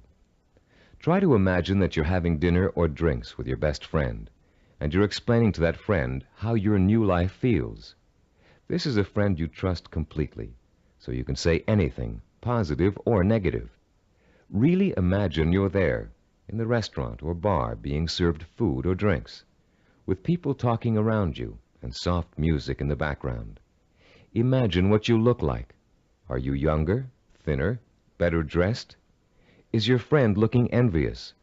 Picture every single detail, down to the season, the location, the restaurant, the plates and glasses on the table. Repeat this process for every one of the 5 wishes you wrote down. And as you imagine each one coming true, pay attention to your emotional response. Are some wishes easier to imagine than others? Did 1 or 2 really make your pulse quicken with excitement? Are there any that felt particularly comfortable, as if you could just walk right into the scenario and feel at home? Which one seemed to draw you in like a magnet? There will be one wish that unmistakably evokes the greatest emotional response in you. That wish will be your final choice, and you'll be ready to proceed to the 3rd step in defining your purpose, the step we call creative biography. When truly accomplished people pass away, they've generally left behind a legacy of achievement in art, finance, politics, or the social sciences. Biographers and historians then catalog those achievements so others can read about them for inspiration. For example, here's the entry on a man named Thomas Arnold from the Britannica Junior Encyclopedia. The text of this biography also appears in your study guide on page 18. The biography reads as follows: Thomas Arnold, 1795 to 1842. Some people are loved without being respected, and others respected without being loved. Arnold of Rugby was loved by many, respected and admired by everyone who knew him. Born at Cowes, Isle of Wight, this great headmaster and scholar was educated at Winchester and at Oxford in England, where he distinguished himself in classics and history. He left Oxford in 1819, and after 9 years of study and writing was elected headmaster of Rugby School. His powerful personality set its mark on the school from the first, and made it great in a new sense. He was very religious, and he inspired his boys with new and more serious ideals of scholarship and life. He found time, too, during the 14 years of his headmastership, to publish sermons, an edition of the Greek historian Thucydides, and a history of Rome. In 1841, he was appointed professor of modern history at Oxford, but died the following year. He was buried in Rugby Chapel, and his son Matthew wrote a beautiful elegy about him on that occasion. Arnold was too forthright to be tactful in his dealings with boys or indeed with grown-ups, but he always won their respect, and often their love, by his high-minded attitude toward life and its responsibilities. This entry can only summarize the lifelong accomplishments of a beloved teacher and respected scholar. But listening to it, you can get a good idea of the purpose which must have guided Thomas Arnold. Here was a man who valued learning, scholarship, teaching, and personal integrity above all else. What do you value above all else? What would you like to be remembered for? Relax and close your eyes again. Now imagine that you hold in your hands an encyclopedia published in the year 2100. It's a heavy book with a solid feel to it. You can smell the leather binding and feel the crisp new paper as you open it. Find the section that begins with the first letter of your last name. Then turn the pages slowly as you search for the entry that gives you the details of your life. There it is, suddenly, clear as a bell. Your heart beats just a little bit faster as you see your name in bold-faced type. Now you're burning with curiosity. Did they include the most important things about you? Are your most cherished accomplishments in there? Did they understand the purpose behind the things you did? You begin to read the entry to find out. Yes, it's all there. Your birth date and hometown, the schools you went to, where you lived. And then the words that describe your highest achievements, your contributions to society. Savor the words as you read them. Let them form a clear picture in your mind of the kind of person you were and what your purpose in life was.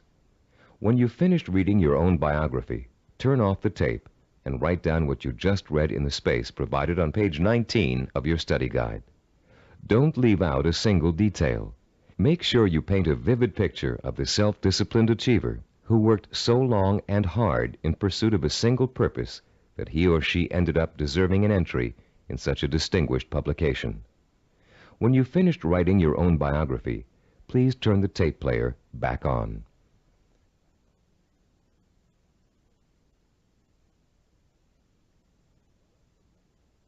Welcome back.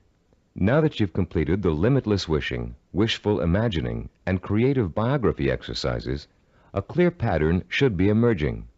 You should now be able to answer the question, what do I, deep in my heart, really want to do? What is my purpose in life?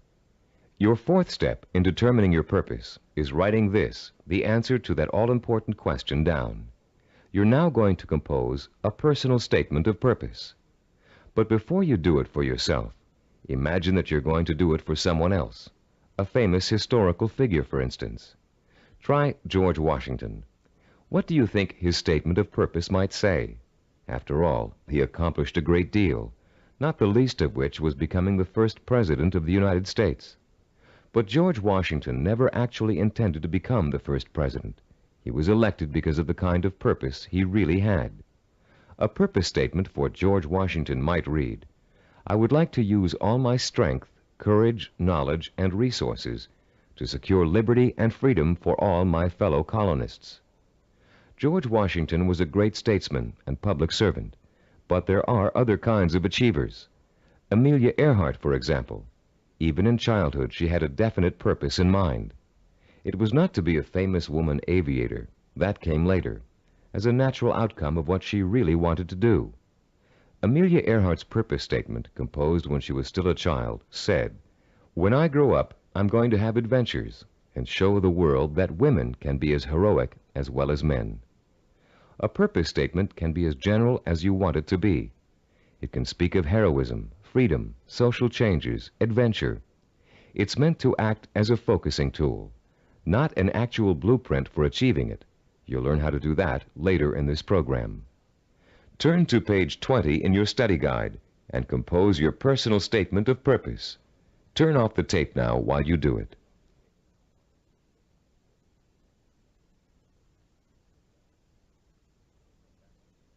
Welcome back again. You've come a long way in this session. You've learned to use limitless wishing, wishful imagining, creative biography, and a statement of purpose to narrow down your options and make a final choice about where you're going to focus your efforts. You've just used this four-part process to make a major decision about what you really want to accomplish and achieve in your life.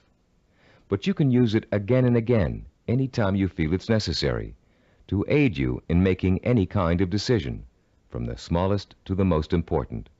This process works equally well for macro and micro decision-making.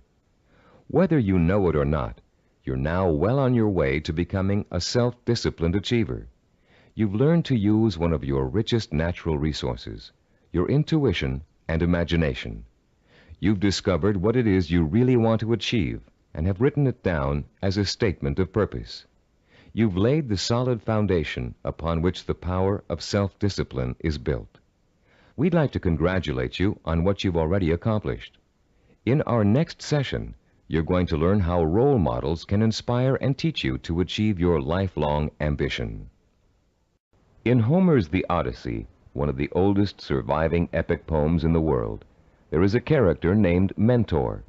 A wise and practical man, Mentor kept everything running smoothly at home, while Odysseus, the hero of the tale, went off for 10 years to have adventures.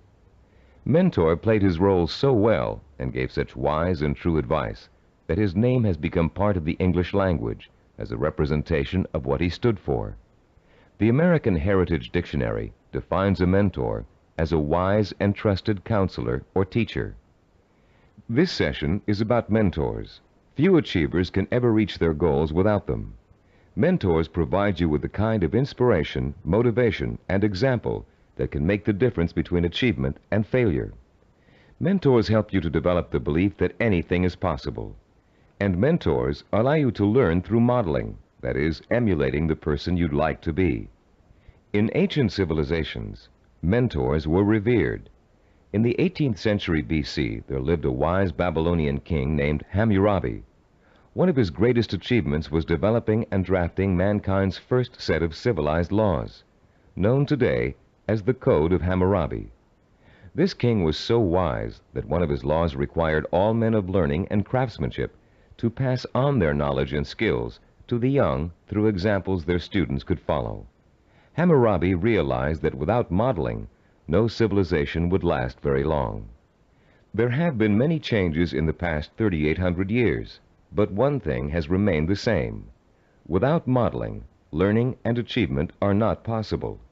It is a rare person who can forge a new path in society without consciously or unconsciously imitating someone that came before him. It is a rare artist who develops a new style without first having worked in the style of a master he or she has always admired. But actual skills aren't the only thing you learn through modeling. Values, attitudes, and behaviors are also passed on from mentors to students. And whether you realize it or not, you've been a student of behavior all your life. As an infant, your eager mind quickly grasped everything that was going on around you.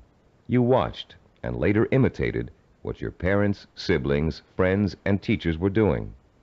If you had good models, models of integrity and achievement, most likely you grew up to be an achiever yourself. But if your models reflected apathy or failure, you probably grew up to imitate many of the self-defeating and negative behaviors you witnessed in your early years. Most of us had models who could best be called middle of the road. Your parents may have had specific skills and abilities they were proud of, but fell short of being a good example to you in other ways. An older brother or sister may have possessed exceptional talent in an area where you couldn't possibly compete. As a result, you've probably been instilled with a mixture of negative and positive attitudes about yourself and your abilities to succeed. It's time for you to develop the kind of positive outlook that is critical to developing self-discipline. It's time for you to throw off the cloak of self-doubt and realize that when you acquire self-discipline, you have what it takes to achieve your goal. It's time for you to use that self-discipline to develop the knowledge and skills you need to achieve. And in order to do all those things, it's time for you to find mentors who have already accomplished what you want to achieve. You're no longer a helpless infant who can't pick and choose good models to learn from. As an adult, you have the intelligence and power to go out and find the kind of mentors who will inspire and teach you with examples of their own persistence and positive attitudes and behaviors. By the time we finish this session, you'll know how to find your own personal mentors and use them to their fullest ability. And you'll be able to overcome the negative attitudes and lack of self-discipline that have been holding you back up until now. You'll learn how to identify your own personal role models using historical figures and the people surrounding you today. You'll find out how to actually learn new attitudes and behaviors from them. You'll learn how to use them to create a blueprint for your own actions, starting right now. And more importantly, you'll learn how to draw inspiration from them, the kind of inspiration that empowers your purpose, what you want to achieve, with a sense of possibility. If others have achieved it, then it's possible for me too. How do you go about finding mentors? At first glance, it may seem that there's nobody even remotely accessible to you who has the same kind of hopes and dreams as you do. But high achievers always find a way, and so can you. In our research, we discovered that achievers draw their inspiration from role models in two ways: indirectly, from reading and watching films, and directly, through day-to-day observation and contact.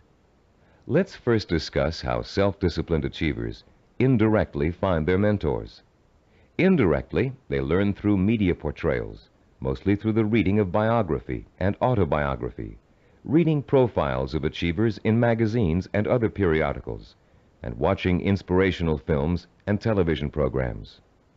You may not be able to meet and talk to George Washington, Charles Lindbergh, Margaret Mead, or Agatha Christie, but each one of them has left behind a legacy of accomplishments that have been covered extensively in print and film. Stop now and think of all the people you've read about, heard about, or seen portrayed in films. Whom did you admire most? Whose story elicited a throb of recognition from you, a feeling that if you could be in anyone's shoes, that was the person you'd like to be? It could even be a fictional character, a great detective or explorer created by an imaginative writer. But there had to be, and still has to be, someone you've always greatly admired and wished you could be like. After he made the film Rocky, Sylvester Stallone talked in an interview about the power of mentors and how his movie worked to inspire millions of people around the world. "I think there's a definite formula in reaching audiences," he said. "Provide them with heroes and heroines who have to pull themselves up from the depths of despair. And as they struggle and claw and finally attain their goal, the audience says, 'That's the kind of person I want to be.'" Stallone's character Rocky is the embodiment of a man obsessed with and driven by a vision rich in emotion and purpose, a self-directed achiever who overcame the odds through hard work, effort, persistence, and perseverance. Browse through the New York Times nonfiction bestsellers list this Sunday in your local paper. You'll find that half the books listed are biographies or autobiographies, testaments to people of enormous self-discipline and high achievement. Examples of the power of self-discipline are all around you. You only have to visit your library, your local newsstand, the closest movie theaters, or your local video store for inspiration. Your first step in finding a self-disciplined mentor is to search out books, magazine articles, and movies in which the main characters, fictional or real, have achieved something similar to what you want to achieve. And after studying these people, you can begin to answer the questions. What is it I must do to achieve my goal? What skills do I need to learn? How must I behave? What actions do I need to take? Your mentors will provide you with the answers. The self-disciplined have 3 direct methods of finding role models to learn from and emulate. The first is through personal acquaintances. They may have a friend whose business or personal successes have inspired them to take similar routes to the top. Or perhaps there's a family member who has achieved widespread recognition for outstanding contributions to the community. Because these mentors are close at hand, they can be watched from a front row seat. You can observe their attitudes, behaviors, and thinking patterns. You can notice how they solve problems. You can pay attention to how they behave when confronted with setbacks or victories. You can watch these mentors grapple with the issues of everyday life and the larger issue of achievement in a chosen area. But sometimes there just aren't any people who are that close to you who fit the bill of the self-disciplined achiever. You must find other methods of seeking out real-life mentors. The second way self-disciplined people directly find mentors is through what is commonly known as networking. Networking consists of building relationships with the people who can introduce and expose you to positive role models. Networking is not to be confused with social climbing. The primary motivation of the networker is to learn as much as he can from as many successful people as he possibly can. The main benefit from networking is the quality of the contacts you can establish. Contacts that will create greater opportunities and put you in the mainstream of successful, self-disciplined role models. The third source of finding models directly is apprenticeship, learning directly from a master mentor. The concept of apprenticeship may seem old-fashioned in a world of computer-assisted learning and mass public education, but most of the high achievers we studied apprenticed themselves in some fashion to a mentor who could pass on his or her skills through intentional, personalized learning. Apprenticeship is extraordinarily common in the arts, trade crafts, business, medicine, law, politics, teaching, and sports. Leaf through any encyclopedia and notice how many of the achievers profiled learned their skills under the tutelage of a master mentor. Some people are obvious masters of their craft and easy to pick as mentors, but sometimes it isn't so obvious, especially when it comes to business or professional achievers. How can you choose among several possible candidates? How can you pick the person who is most likely to provide you with the inspiration and example you need? In Session 2, you used an assessment form to compare your own behaviors, habits, and thought patterns against the 10 positive characteristics of the self-disciplined achiever.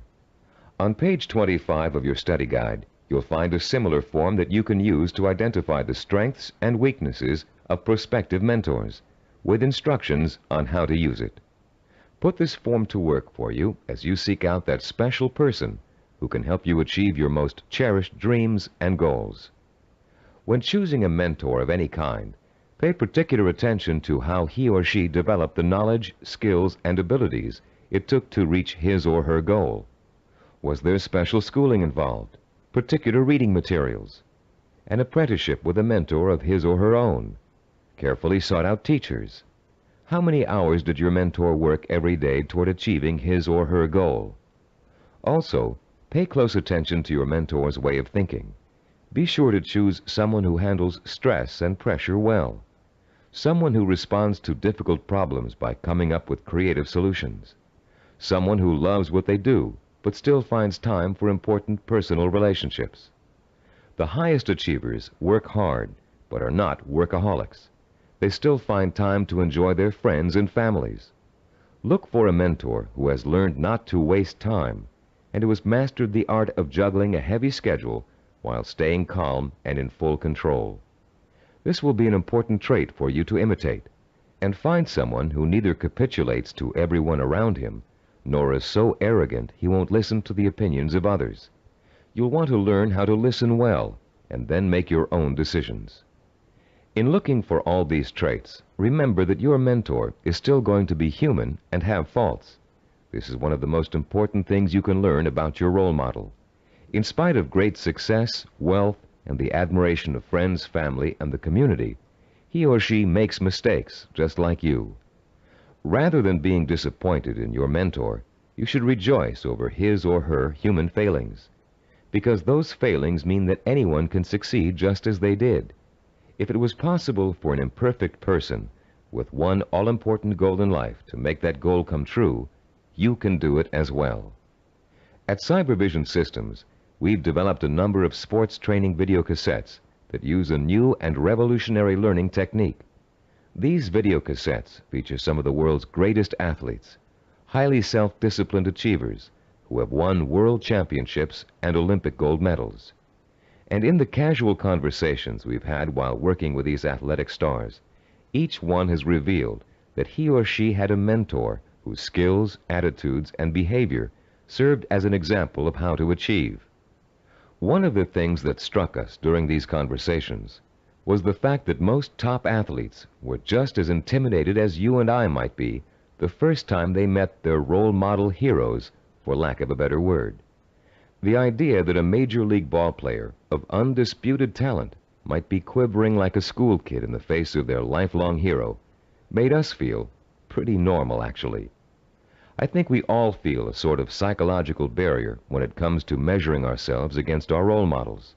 But as the athletes we talked to discovered, that barrier can be overcome quickly and easily. Each of them described the eventual realization that came from playing on a team with a personal hero or from riding the same pro circuit. The realization? As Olympic gold medal skier Jean-Claude Killy put it, everybody puts his pants on, one leg at a time. What each of them realized was that they too could easily perform like the role model they idolized. The idols, viewed close up, turned out to be as ordinary as the worshippers. They realized how great an opportunity they had to learn from their hero. Discovering that their idols were human and fallible, they began to believe deep within their hearts that they could equal or even surpass their idols' accomplishments. Though the role models you choose have developed tremendous strengths that have made them successful, they also have many weaknesses. Renowned fiction writer Ray Bradbury, for example, who was first published when he was in his teens, will never win the Monaco Grand Prix, or even a race to the local supermarket. Why? Because he never learned to drive a car, a skill most of us acquired long ago without thinking about it twice. A friend of ours who was independently wealthy, a local politician, a publisher of fine art books, and a world traveler, Wears finely crafted boots with all his clothes, even his business suits. Is it part of his personal style? Yes, but his close friends know his secret. He never mastered the bow knot. This much-admired man literally cannot tie his shoes. Recognizing how human and fallible your mentor really is, demystifying your role model, plays an important role in boosting your confidence in your own ability to succeed. If a man who cannot tie his shoes can become a politician, a publisher, and a self-made millionaire, what couldn't you accomplish with the same ambition and drive that got him where he is? This is a man who never let minor shortcomings hold him back. He and 1,000 other mentors will prove to you that you don't have to be perfect to succeed. In fact, you may be amazed to find out that there are a lot of similarities between you and your mentor. People with similar goals often think alike. The only substantial difference, then, between you and your mentor is the kind of self-disciplined effort he or she has applied to achieving a goal. If you apply the same kind of effort, you can be just as successful in achieving your goal. As a matter of fact, you can try on success for size by emulating your mentor's achievements while you're working toward a similar goal. Remember childhood dress-up games, playing pirate with a tinfoil sword and your mother's scarf wrapped around your forehead. Role-playing doesn't work only for children. It can give anyone who's striving to reach a particular goal a template to follow for achieving that goal. Hunter Thompson, who broke new ground in journalism in the 1970s with his gonzo style, picked up much of his technique by imitating one of the greatest writers in the English language, Charles Dickens. Thompson literally sat down and physically copied Dickens by hand, letting his mind and his muscles get used to Dickens' rhythm and style. Hour after hour, he copied Dickens' prose, word for word. And Thompson went on to become a successful and popular contemporary writer. The great 19th century psychologist and philosopher William James contended that if you want to acquire a positive habit or behavior, simply act as if you already have it, and you will. James was aware that the human nervous system is incapable of distinguishing between a physically real experience and a vividly imagined one, which means that once you select your mentor, all you need to do is act just like that person in order to be just like him or her. Remember General Patton? He acted just like Alexander the Great, and he won battle after battle against the Axis. What about Babe Ruth? He imitated Shoeless Joe Jackson and went on to achieve much greater fame than his role model. Or perhaps you've heard of a fictional character named Bunker Bean. Bunker Bean was a timid, weak boy, raised by his parents to think he would always be a failure, and he was. He failed in school, he failed with his friends, he failed in everything he attempted, until one day Bunker Bean ran into a fortune teller who told him he was the reincarnation of Napoleon and was destined to achieve great things. Bunker Bean was shocked out of his usual apathy by this revelation. Going to the library, he took out every book he could find on the legendary Napoleon Bonaparte. He bought posters of Napoleon and hung them up all over his room. And as he studied about the emperor, whom he really believed was his former self, he began to imitate Napoleon's habits, attitudes, and behaviors. Years later, Bunker Bean was a rich and powerful man. He had everything anyone could have asked for. Running into the fortune teller one day, he thanked her for changing his life by telling him about his former self. And to his astonishment, she laughed and told him she had lied to him years before, just to get his money. He wasn't the reincarnation of Napoleon after all. Bunker Bean was crushed. But since he had spent the many years acting like his role model, he found he couldn't shake the habits of success he had acquired. It was then that Bunker Bean realized that everyone is born with the potential to be a great achiever, if they can only believe they are. You don't need a fortune teller to set you on the road to greatness.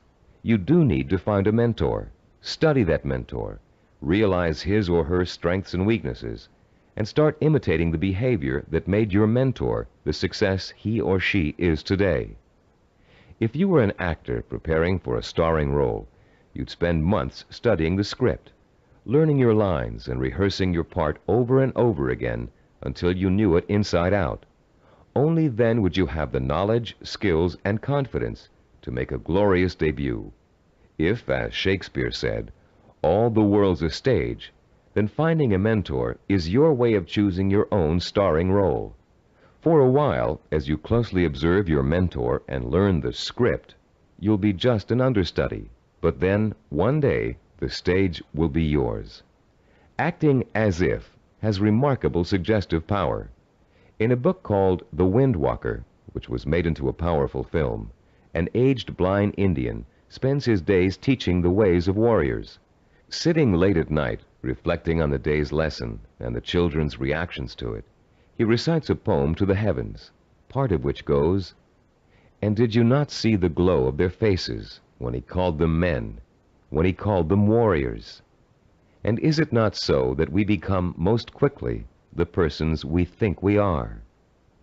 And later, this passage appears. He was making the children feel important, that one day they could be important. That was the way of a teacher, of a true man. Once you select your role models and learn about them and from them, you, like the young Indian children, should feel important, so that one day you will be important. This power of importance you draw from role models is really the power of possibility. Once you learn about your role models, their strengths and weaknesses, they become real and human to you. You stop worshiping them and begin to believe that you can become like them, or even surpass them. Once you make this realization, then your purpose becomes more real, more possible, and the fires of desire, fanned by the sense of possibility, begin to burn deep within your heart. And then, and only then, can you successfully begin the process of working persistently and progressively toward your vision and purpose. We're now reaching the heart of the action section of this program.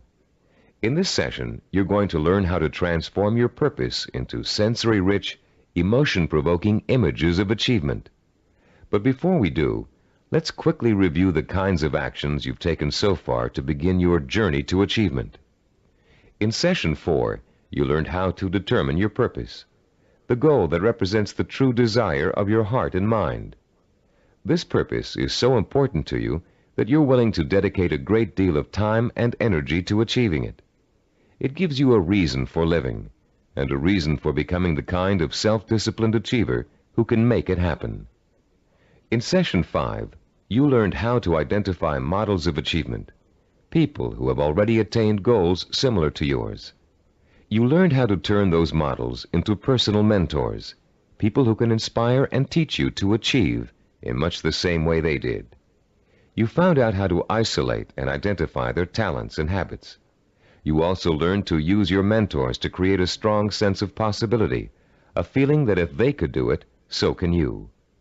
With a clearly defined purpose and a strong feeling of "it's possible for me," you have already broken through the chains of failure that shackle and bind more than 90% of mankind.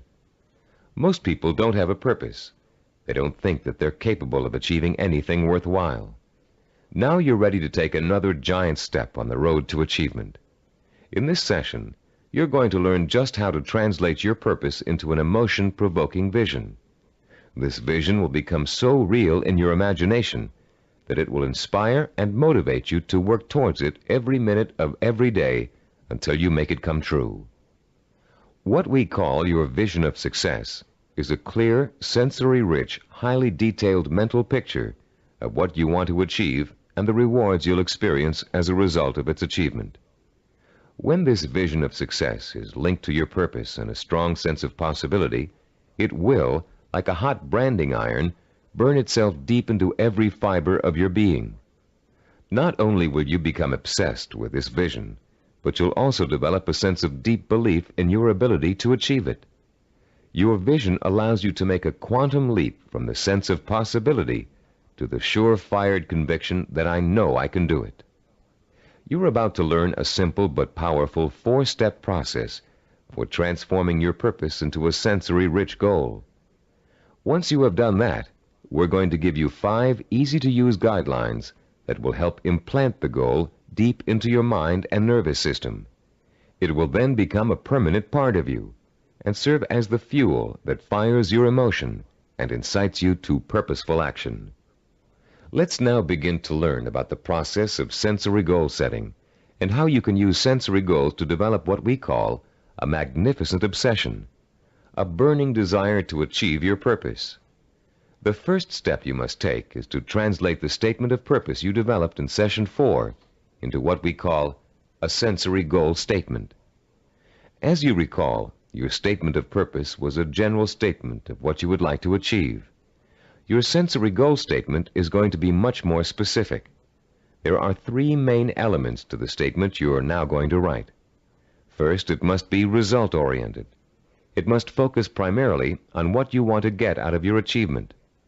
Second, your sensory goal statement must be time-specific. You must determine a point in time when your goal will be achieved. And third, it must be measurable. You must specify a criterion that lets you know when your accomplishment is complete.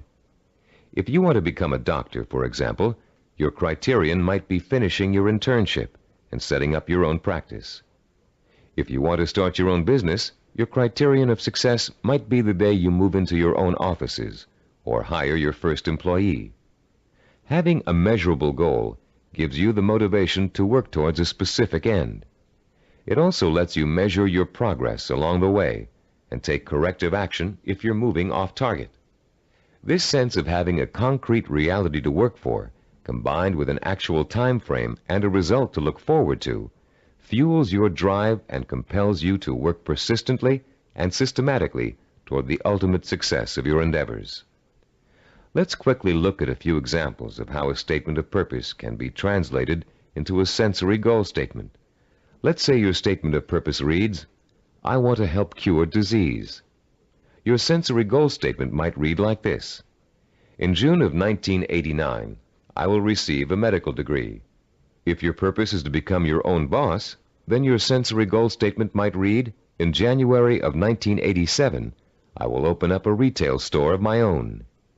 If your purpose is to run a marathon, your sensory goal statement might read, in June of 1986, I will enter the Boston Marathon and complete the 26-mile run in under 5 hours.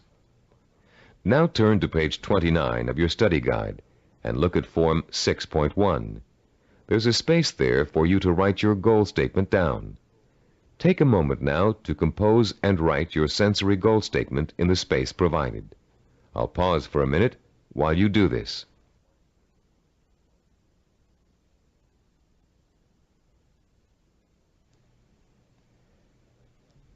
After writing your sensory goal statement, your next step in the sensory goal setting process is turning that statement into what we call a vision of achievement. The first way in which you're going to do this is by finding photographs in books, magazines, and newspapers that show people living, experiencing, and achieving your vision. If your vision is to become a doctor, look for photographs of a medical school graduation ceremony. Find pictures of doctors involved in research. Look at Scientific American, the New England Journal of Medicine, and similar publications aimed at doctors and scientists. If your vision is to be your own boss, find photos of people who own successful businesses. Business Week, Industry Week, and specific retail trade publications are good sources to try. If your vision is to run the Boston Marathon, make photocopies of newspaper stories about marathon winners that you can find in the library. And check Runner's World and similar publications aimed at serious runners. The purpose of this exercise is to give you some concrete images to inspire your own personal images of achievement. You'll learn how to create those personal images in a few moments. Creating a vision achievement scrapbook of pictures that personally speak to you about your own desire for achievement can have a powerful effect on your motivation and drive. Devote some time today or this evening to locating these pictures, and in the future, continually be on the lookout for more. The third step in the process of developing a sensory goal requires that you make a listing of all the advantages and rewards you will experience as the result of achieving your goal. For a few minutes, close your eyes and imagine that you have already successfully realized your ambition. How is your life different because of it? What recognition have you achieved? Has it made a difference with your family and friends? Has it made an impact on other areas of your life? Are you getting up at the same time in the morning, driving the same car to work? Are you going out more in the evenings, wearing different clothes? Turn to page 31 in your study guide, and in the space provided on Form 6.3, write down every single reward you can imagine resulting from the achievement of your goal. Don't just write down the general rewards, get as specific as possible. For instance, running the Boston Marathon may greatly boost your self-confidence and increase the respect you get from family and friends. But training for it will also get you into superb physical shape, meaning you'll have more energy, more stamina, more drive. You'll look better, feel better, sleep better, and do a better job at work. Use the photographs from your scrapbook to help you identify all the rewards you can think of that are associated with your goal. And when you're finished writing them down, you'll be ready to translate them into a vision that will stimulate your emotions, provoke your desire, and incite you to positive action. Close your eyes for a few moments and imagine that you have just achieved your goal. Where are you? What do you see around you? Are you indoors, outdoors, in your own home, at the office? Who are you with? Notice every tiny detail of your surroundings, including the texture of wallpaper, the color of the sky, the faces of the people you're with, the clothes they're wearing. Pretend you're going to have to draw a picture of the scene in a moment, so you really need to focus in on every little item so as not to forget it. Now, holding that visual image before you, switch your focus to sounds. What are you hearing? Are people talking to you? Are they congratulating you? If so, what are they saying? Are you hearing the voices of your parents, your spouse, your children, your friends? Are you all watching TV, where a famous newscaster's voice is reciting the story of your achievement? Maybe there's a party being held in your honor, and you can hear music in the background. Concentrate on every single sound you can hear and differentiate. Now, let's add the sense of touch. Are people shaking your hand? Do their hands feel smooth, rough, warm, cold? Are the grips firm or slack? Are you being patted on the back, hugged by your family and friends? Is someone pulling at your sleeve to get your attention? Next, imagine the prevalent smells that are surrounding you. If you're in the middle of a celebration, can you smell the food on the buffet table? Is the fragrance of champagne wafting up from the glass you're holding? Can you smell people's perfume or cologne? Now concentrate on taste. Are you sipping that champagne you were holding a moment ago, eating hors d'oeuvres? Or is the taste of success so sweet that you don't need or want any food? Finally, what are you feeling emotionally? Pride? Satisfaction? Maybe you're feeling relief that the hardest work is behind you. Maybe you're feeling the power of your new position. Perhaps you're feeling the exhilaration that comes with knowing that having achieved what you did, you can now achieve anything. You might even be feeling humble, having come face to face with weaknesses you never knew you had during the long, hard effort to reach success.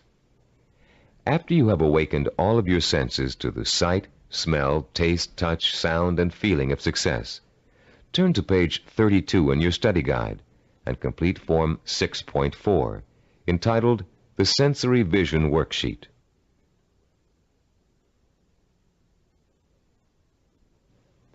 The four-step process we have just outlined takes you on another emotional journey that gets progressively richer, clearer, and more potent. You start with a specific statement of what you want to achieve and when you want to achieve it. Then you gather inspirational photographs of others who have achieved what you want to achieve. You imagine and list the rewards and benefits you'll experience as a result of achieving your goal. And finally, you bring these three steps together into an imaginary scenario rich in sight, sound, touch, taste, smell, and emotion. This scenario is your vision. It is the driving force behind all of your thinking and activity.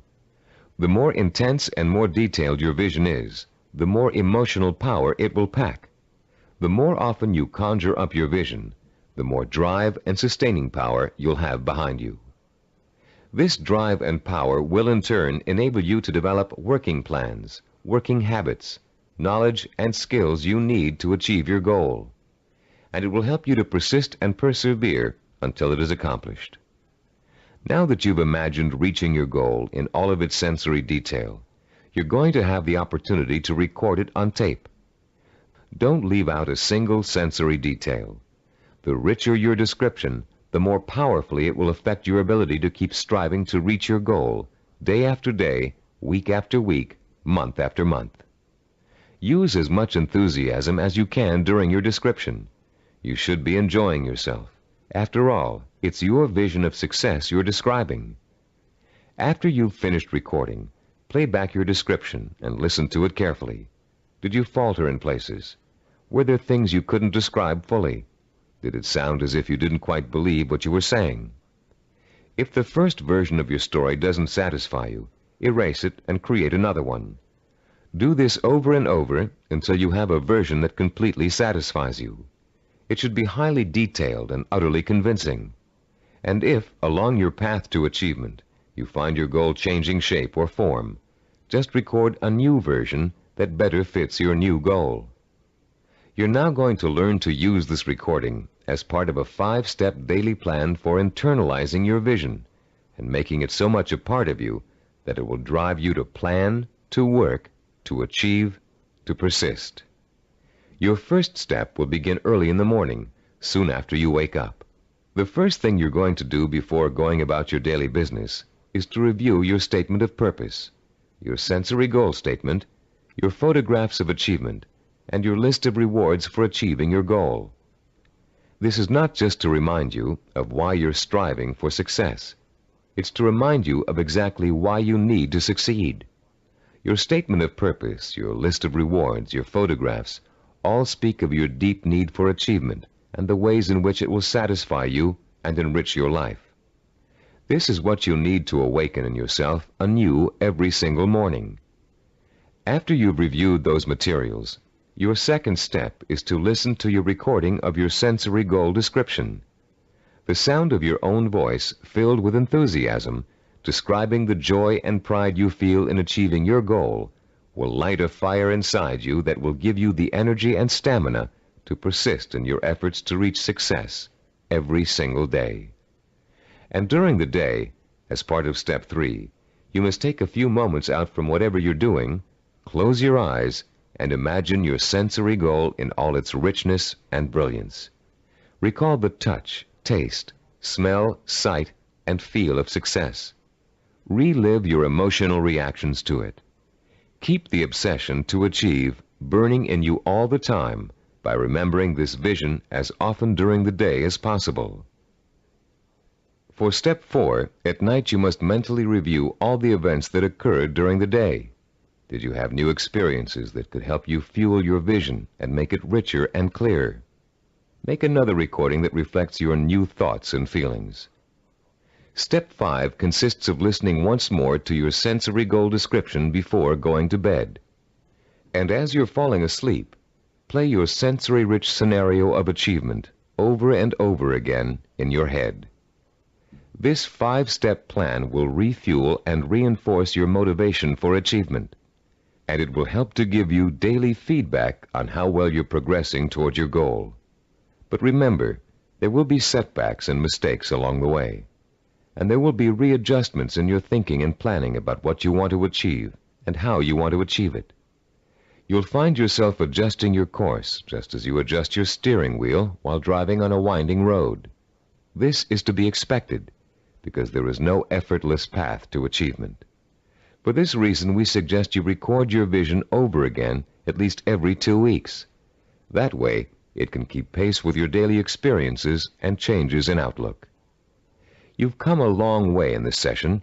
You've turned a general statement of purpose into a specific statement of what goal you want to achieve. You've put an achievement date on that goal. You've gathered pictures of it.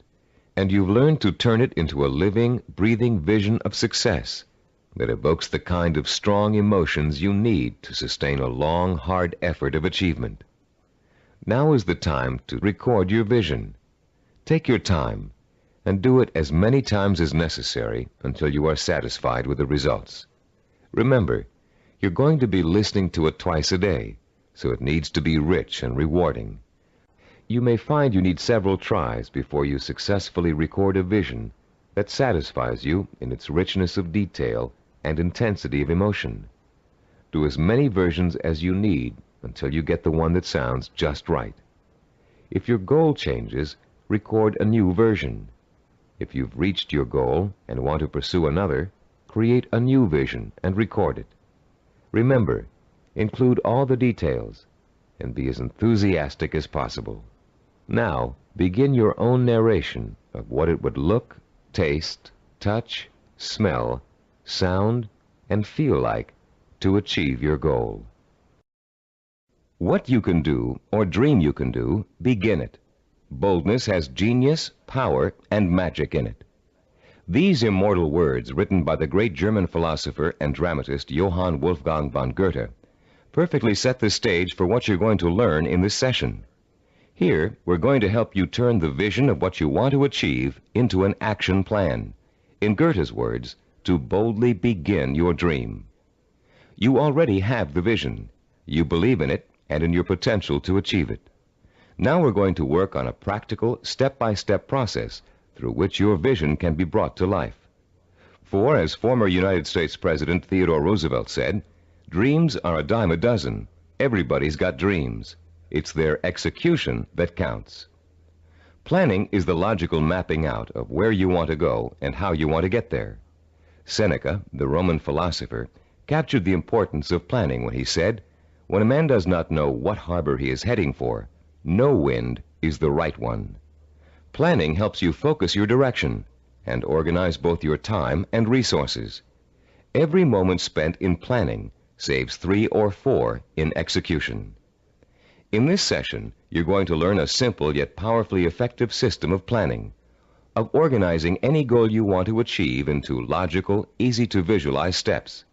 This system is applicable to any type of task or project, from building a deck to getting a medical degree. It will help you to make short or long-range plans, organize your resources, create schedules to meet necessary deadlines, and improve your decision-making skills. It will also improve the quality of your work. While following this plan, you'll experience an increase in self-confidence and pride as you realize that you are on your way to becoming a self-disciplined achiever. Every small task in your plan that you accomplish will be living proof that you are one step closer to your goal. And as you take each step, your faith in your ability to accomplish your goal will be reinforced and expanded. In approaching the creation of a plan, it is important to keep the following basic facts in mind. First, planning is a way to look at both the whole picture and parts that make up the whole. It is a way to organize those parts in a logical and sequential way. One step should lead to another. More than that, each step you take should make the next step possible, like adding links to a chain to make a fence. We've introduced you to the concept of macro and micro achievements. The whole picture is your macro achievement. The steps you must take to achieve your macro achievement are micro achievements. If you want to build a house, a macro achievement, you must start by leveling the site and digging a foundation. Only after those steps have been accomplished can you go on to pouring the foundation, putting up the framing, putting in electricity and plumbing, finishing the walls, installing the roof, and so on. The second fact to keep in mind is that ideas take time to implement. I won't dwell at length on the subject of time now, since we're going to devote all of Session 8 to time.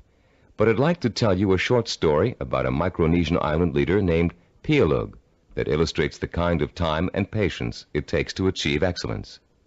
50-year-old Pialug is the most respected and powerful man in his community because he's a navigator. His grandfather had told him, "If you learn navigation, you will have a name. You will eat the navigator's food. At sea, you will have more power than a chief." Pialug began learning navigation at the age of 5. Using shells and pieces of coral on sand, his grandfather created models of the constellations to teach him how to chart distance and direction. Pialug learned that at the right time of year, he could simply point the bow of his canoe at the rising star to steer his course. But since the stars rise 4 minutes earlier each evening, the rising star changes position every day. So Pialug also had to learn the positions of the multitude of lesser stars. It took him 45 years to learn every movement of every major and minor star and constellation in the nighttime sky. But having taken the time to learn, Pielug now enjoys the respect, admiration, and status in his community that comes with being a navigator. Like Pielug, you must recognize that it will take time to achieve your goal, weeks, months, or years. Like Pielug, you must develop patience in learning the steps that lead to your goal. With time and patience on your side, you'll be assured of realizing your ambition. And like Pielug, you'll achieve the respect that comes with final accomplishment. A third fact to remember in creating a plan of action is that ideas take concentrated work to come to fruition. Too many people like to think that managing a project means that others do the detail work. They can simply spin out ideas like sparks from a child's pinwheel toy, leaving others to tend the fire. If you leave others to tend the fire, don't blame them if the house burns down. Admiral Hyman Rickover spent over 40 years building America's nuclear submarine fleet. Rickover himself supervised the research, design, construction, and operation of the mighty underwater craft. His reputation as an excellent manager who always got results was only equaled by his talent for engineering. Upon Rickover's retirement, he explained his philosophy of management to an interviewer. "The man in charge," Rickover said, "must concern himself with details. If he does not consider them important, neither will his subordinates. Yet the devil is in the details. It is hard and monotonous to pay attention to seemingly minor matters. In my work, I probably spend 99% of my time on what others may call petty details. Most managers would rather focus on lofty policy matters, but when details are ignored, the project fails. No infusion of policy or lofty ideals can correct the situation." 3 basic elements to keep in mind, then, when creating an action plan. They include looking at the whole picture, taking time to complete each step before you go on to the next, and paying attention to details. A 4th point to remember is planning, and the implementation of a plan is a trial and error process. You will make mistakes. Most of them will be unavoidable and will serve as springboards of learning and refinement. When you make a mistake, learn from it. Take corrective action to avoid making it again, and get right back on course. Remember, supposed experts have made greater mistakes than you're going to make, and have managed to turn them into creative successes. Take the Coca-Cola Company's introduction of the new Coke, for example. After spending millions of dollars on market research, and more millions of dollars marketing their reformulated soft drink, they were forced by public pressure to bring back the old formula. They made a mistake in trying to change the taste of Coke, and their marketing executives admitted it. But because of that mistake, Coke is now in a stronger marketing position than ever. The Coca-Cola Company has brought back their old formula, now sold under the name Classic Coke, and they still have their new formula on the market, which was formulated to appeal to Pepsi drinkers. Was Coke's surprise move really a mistake? Nobody thinks so now. By correcting its mistake, Coke has the potential to win over an even larger share of the market than it had before. This process of self-correcting behavior is what scientists call cybernetics. The term may sound very space-age, but there's a reason for that. The organizational method you're about to learn is the same one NASA engineers used to put men on the moon. In the early 1960s, when former President John F. Kennedy ordered NASA to put a man on the moon within a decade, NASA's engineers and systems designers rose to the challenge, accomplishing the task by July of 1969. How did they do it? They took their macro objective, putting a man on the moon, and broke it down into a series of micro-objectives that would lead to the final great accomplishment. When the project started, NASA scientists and organizers immediately began preparing flowcharts, identifying each step they would have to take in order to put a man on the moon. First, they had to build a new type of rocket. Then, that rocket had to successfully orbit the Earth for longer and longer periods of time. They had to design spacesuits that would be able to protect the astronauts from the moon's atmosphere. Each step got them closer and closer to achieving their objective, until that historic day when they got the job done. You can duplicate the same process of planning simply and easily. You can apply it to any job you might be called upon to handle. We call the system of planning you're going to learn in this session visual network planning.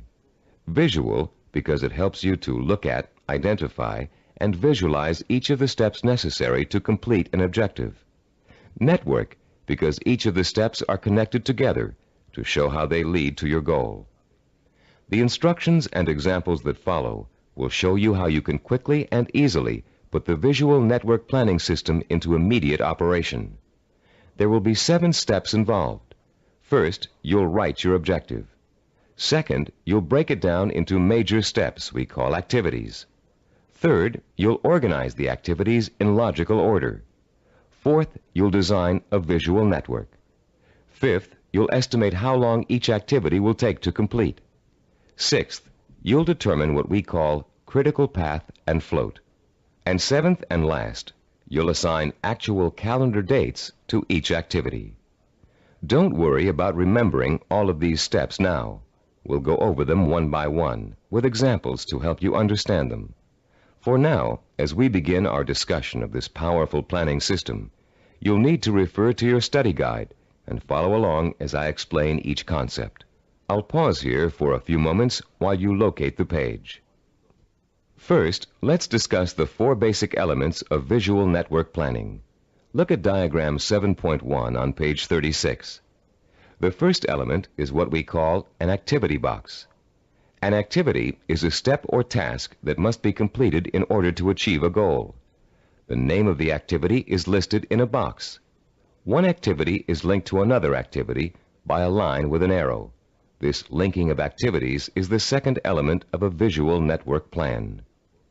The third element is the activity's reference number. Each activity is assigned a number for the purpose of identification. The number is circled and located in the upper left-hand corner of the activity box. Any number can be assigned to an activity box, and the numbers you do assign don't necessarily have to follow in numerical order. Activity number 23 can follow activity number 15. The fourth basic element of a visual network plan is what we call duration. Each activity takes a certain amount of time to complete. That amount of time is called its duration. Duration is listed at the bottom right-hand corner of the activity box. It can be represented in minutes, hours, days, weeks, months, or years. Now let's use these elements to build a simple network, a group of linked activities that lead to a goal. Refer to diagram 7.2 on page 36. This diagram assumes that you have some hard winter wheat and a wheat grinder, and you want to make some fresh, hot, whole wheat cereal. How would you develop a simple visual network plan to illustrate all of the steps you must take to end up with a bowl of piping hot cereal? Your first step would be to get a piece of paper and pencil and list your objective on the top. In this case, it would read something like, cook whole wheat cereal from scratch. Your second step would then be to break your objective down into its major steps or activities. In this case, there are 2 major activities involved. The first is grinding the wheat. The second is cooking the wheat. Third, you would then put the activities into their logical order. In our example, the wheat must be ground before it can be cooked. And fourth, you would construct a visual network plan in which the 2 steps are placed in activity boxes with reference numbers, durations, and linked arrows. We have already developed the visual network plan for this objective in diagram 7.2. As you can see, activity number 2 is grinding the wheat. Activity number 4 is cooking the wheat. When activity number 2 has been completed, having taken 2 minutes, activity number 4 is ready to begin. Activity number 4 takes 7 minutes. Reaching your goal of making a bowl of fresh, hot, whole wheat cereal takes a total of 9 minutes. This simple visual network plan shows you how many activities you need to complete before your goal can be accomplished. In this case, 2. And how long each activity will take. In this case, 2 minutes and 7 minutes. The example is very elementary. If you look at diagram 7.3 on page 37, you'll see a slightly more complex visual network plan. In this case, our goal has two activities that are dependent upon the completion of one activity. Here our goal is to get both a car and a motorcycle out of a garage. Neither can be accomplished without opening up the garage door. Notice also that Activity 5, labeled Getting the Car Out of the Garage, is independent of Activity 7, labeled Getting the Motorcycle Out of the Garage. Both activities 5 and 7 can be accomplished at the same time, providing you have someone to drive each vehicle and providing the door is opened first. In this example, note that 5 of the 7 steps of visual network planning have been completed. 1, the objective has been written. 2, the major steps of the project have been identified. 3, the steps have been put into a logical order. 4, they have been organized into a visual network. 5, each activity has been assigned a time estimate for completion. Now let's examine Step 6, the concepts of critical path and float. To help you follow along in our explanation, turn to page 38 of your study guide and look at diagram 7.4, titled Critical Path and Float.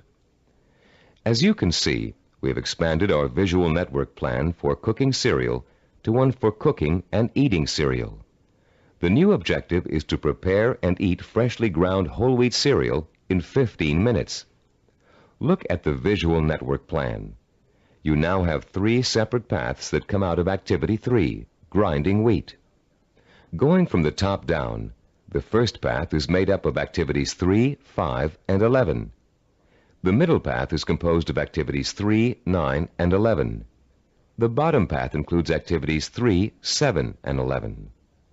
Look at the 3 paths individually and total up the amount of time each will take. The middle path will take a total of 14 minutes to complete. The top path takes only 8 minutes. The bottom path takes 9 minutes. Look at your objective again. Your goal is to cook and eat the cereal within 15 minutes. If you are to complete your objective on time, the activities on the longest path must all be completed on schedule. The longest path on a visual network plan is known as the critical path. The activities on the critical path are called critical activities and are vital to the success of the project. The non-critical activities, those not on the critical path, can be delayed without affecting the result. These activities have what is called float. Float is the amount of time an activity can be delayed without affecting the completion of the project. In diagram 7.1, grinding the wheat, cooking the wheat, and eating the cereal take the longest amount of time and are thus on the critical path. Getting the bowls and milk can be delayed without affecting the schedule. Therefore, they both have float. Diagram 7.5 on page 39 is the visual network plan we use here at Cybervision Systems to develop our programs. Study the plan and try to determine the critical path. Which activities take the longest amount of time to complete? As you can see, activities 11, 13, and 15 are on the critical path. Activities 17 and 19, and 21 and 23, which take a total of 10 weeks to complete, have 6 weeks of float. Because of the amount of time it takes to complete the critical path, these activities can be delayed for 6 weeks without affecting the schedule. On the other hand, if any of the activities on the critical path are delayed, the whole project will be late.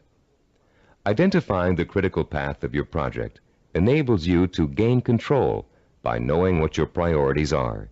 You can then concentrate your efforts on getting those priority items done, letting the others float until you have time to take care of them too.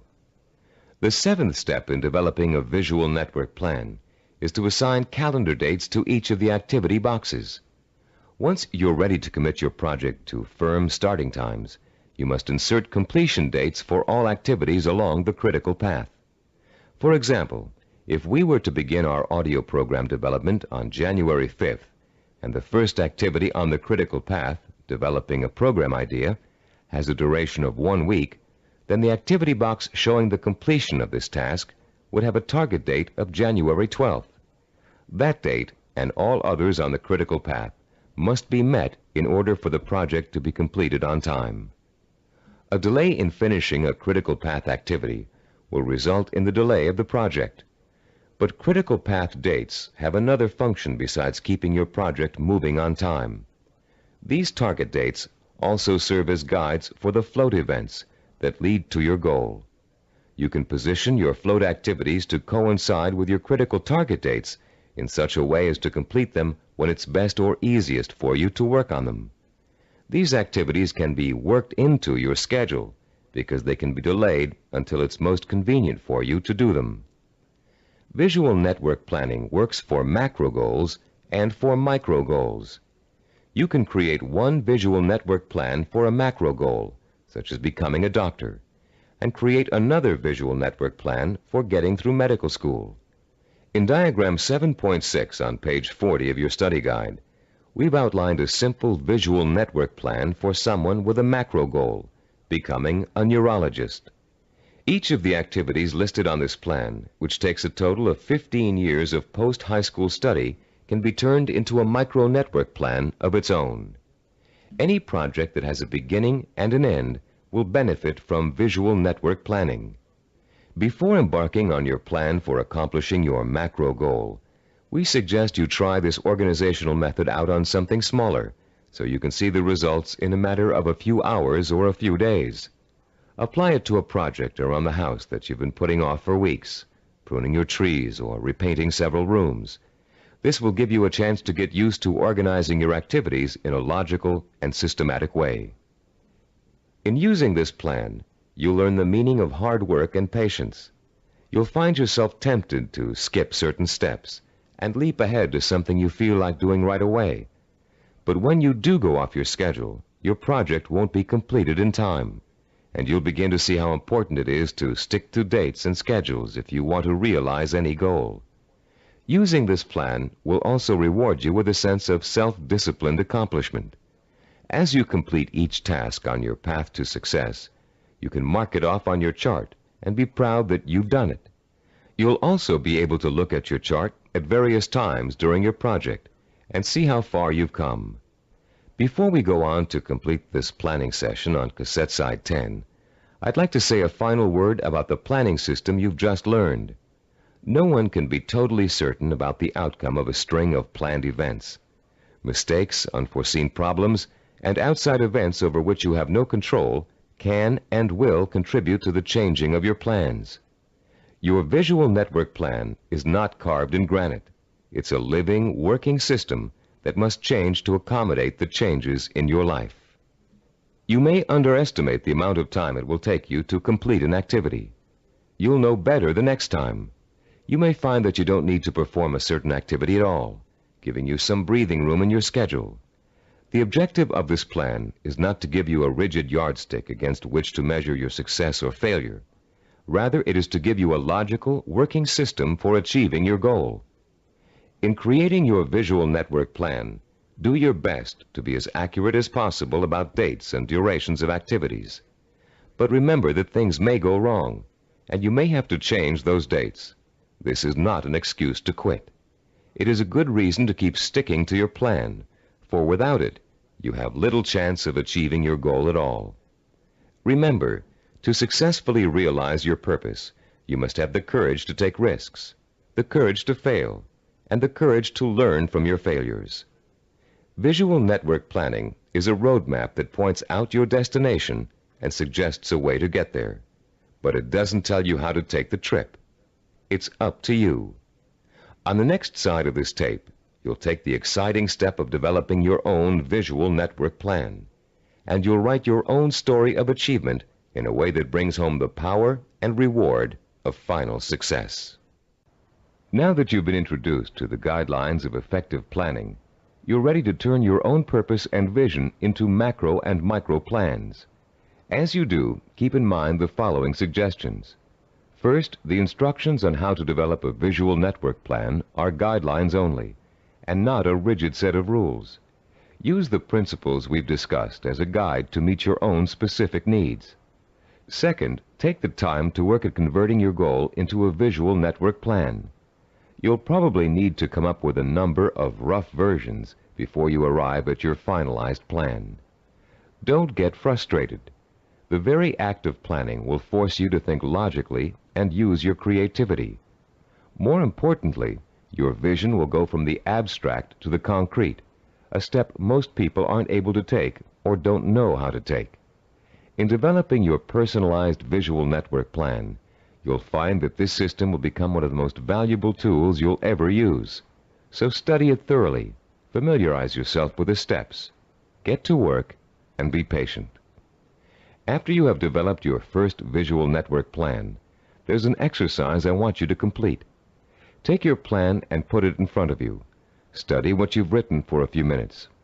You have a stated objective, a list of activities, and a time frame. That's all it takes to tell a story. So I'm going to ask you to tell the story of the achievement of your own goal. Only you're going to tell the story in the past tense, as if your goal has already been achieved. In your story, pay attention to details. How long did it take to reach your goal? What did each step along the way feel like? Did you have to reevaluate your goal in the process of achieving it?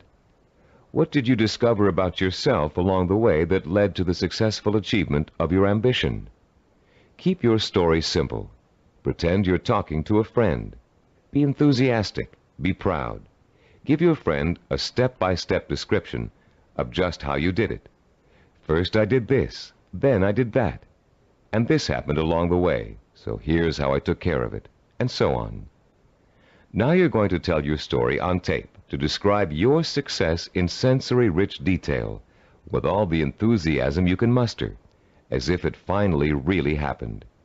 When you're done, you'll have a record of your success that you can refer to again and again for inspiration. When you play your story back for the first time, listen very carefully to your descriptions. Did you falter in places? Was there a lack of conviction in your voice in certain areas? Did you hesitate, as though to tell yourself you really didn't believe that success was yours? Or were you self-assured and utterly convincing? If the first version of your story doesn't satisfy you, erase it and create another one.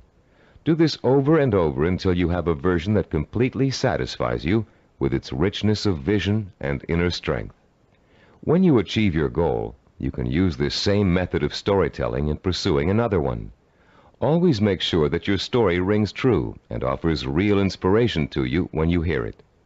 Remember, don't be afraid to brag and relive the success you've already accomplished in your imagination.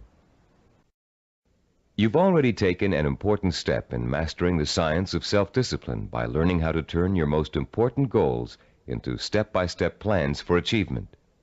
Now comes the time to roll up your sleeves and learn how to put these plans into action. This is an exciting moment for you and a turning point in your quest for success. Up until now, you've learned how to prepare for achievement. Now you're going to learn how to actually tackle the hard, efficient work that is the bread and butter of achievement itself. Notice we said hard, efficient work, not just hard work. Hard work alone doesn't guarantee success. In fact, many unfortunate people spend a great deal of time working very hard and never get anywhere in spite of it. Making intelligent and efficient use of your time is of paramount importance in achieving your goal, especially when that goal may take years to achieve. In this session, you're going to learn how to manage your time and effort so efficiently that you won't waste one valuable moment in your journey to achievement. You'll learn how to find time in an already busy schedule to work on the micro tasks that make up the stepping stones to your macro purpose. You'll find out why what we call seasoning, a special way of looking at time, is so critically vital to your success. You'll learn how to actually quicken time, make hours seem like minutes, weeks seem like days, and years seem like months. And you'll learn once and for all how to develop the do-it-now habit, allowing you to permanently overcome the world's #1 cause of failure, procrastination. By the time you finish this session and complete the corresponding exercises in your study guide, you'll be equipped with a new attitude towards time and achievement, and you'll be ready to begin systematically putting your step-by-step plans into purposeful, disciplined action. Let's now begin exploring the fascinating principles of using and managing time that can make the difference between success and failure. To begin at the beginning, Let's talk a little bit about the relationship between time itself and achievement. We all know that it takes time to accomplish something. Depending on what you'd like to accomplish, it may take a little bit of time or a great deal of time. The same goal can also sometimes be achieved in less time or more time, depending on how good a job you want to do in achieving it. Think about any small task you might be confronted with around the house. Let's say one of your doors is stuck and needs planing in order for it to open and close easily. There are lots of ways you could accomplish that task, and lots of shortcuts you could take. But in order to do a really good job, you know you should measure the door and doorway opening, figure out how much wood you need to remove, take the door off the hinges, and mount it on a sawhorse, and plane it down until it reaches the right size. This approach may take longer than some others you can think of, but it's the best way to achieve your goal. And when the job is done properly, you know that door will never get stuck again. The person who takes the time to do the job right is the epitome of the self-disciplined achiever. Someone who has learned not to worry about time, but use it to its full potential to achieve a goal in the best way possible. None of your goals are going to be as simple as this one to accomplish, but the principle remains the same. To achieve with excellence, you're going to need a long period of time in which to allow your knowledge and skills to mature and grow. This is the concept of time that we call seasoning. Seasoning is a law of nature. All things take time to come to fruition. People, in their impatience to get what they want without going through this growing process, often end up stunting their own personal growth and making true success impossible. Shortcuts only lead to mediocrity and failure. Scientists, philosophers, artists, and statesmen have always recognized the importance of seasoning in accomplishing any goal. When asked by an impatient student how long it would take to become a master teacher, the Roman philosopher Epictetus replied, "Nothing comes into being all at once, not even the grape or the fig. If you say to me now, 'I want a fig,' I shall answer, 'That requires time.' Let the tree first bring forth tender blossoms. Let the blossoms endure the weathering of the sun, wind, and rain. Let the tree then put forth its fruit, and finally, let the fruit ripen." Cybervision founder Steve DeVore recalls learning about seasoning the hard way. "When I was 5 years old," he said, "I planted a garden in my backyard. Because I didn't understand how seeds grew, I would go out and dig them up every day to see if they'd sprouted yet. I hardly watered them, and I didn't weed them regularly as I should have. Because I was so impatient and neglectful, my plants never got the chance to grow properly. And when harvest time came, my vegetables were pitifully small and undeveloped. I had a friend next door, a slightly older boy who understood the principles of gardening. He let his plants grow and ripen in their own time, helping them along with regular watering, fertilizing, and weeding. He enjoyed a bountiful harvest that summer, and I learned a lesson about patience and self-discipline." All great achievers not only understand the concept of seasoning, but they value it greatly. They know that success cannot be hurried. They know that to try to hurry it is to ruin it. They understand that every step along the road to achievement is a necessary one and a small achievement in itself. And they also know that getting there can and should be half the fun. Self-disciplined achievers are willing to pay the price of time to realize their ambitions. They are not intimidated by the thought of having to work and study for 5, 10, even 15 years. Their commitment to a goal is absolute, and their vision of success is unwavering. The self-disciplined achiever knows that if what he wants will take 5 years to achieve, the 5-year effort will be worth it. He knows that those 5 years are going to pass anyway, and he has a choice about whether to spend them preparing for success or wasting the time thinking and dreaming about what he'd really like to do. For the self-disciplined achiever, there is no choice. He'll gladly spend those 5 years working and studying to achieve his goal. Does several years seem like a long time to you? Think how fast the last 5 years of your life have gone by. What did you do during that time to make achievement possible? If you had been working steadily towards your goal all that time, you could have achieved it by now.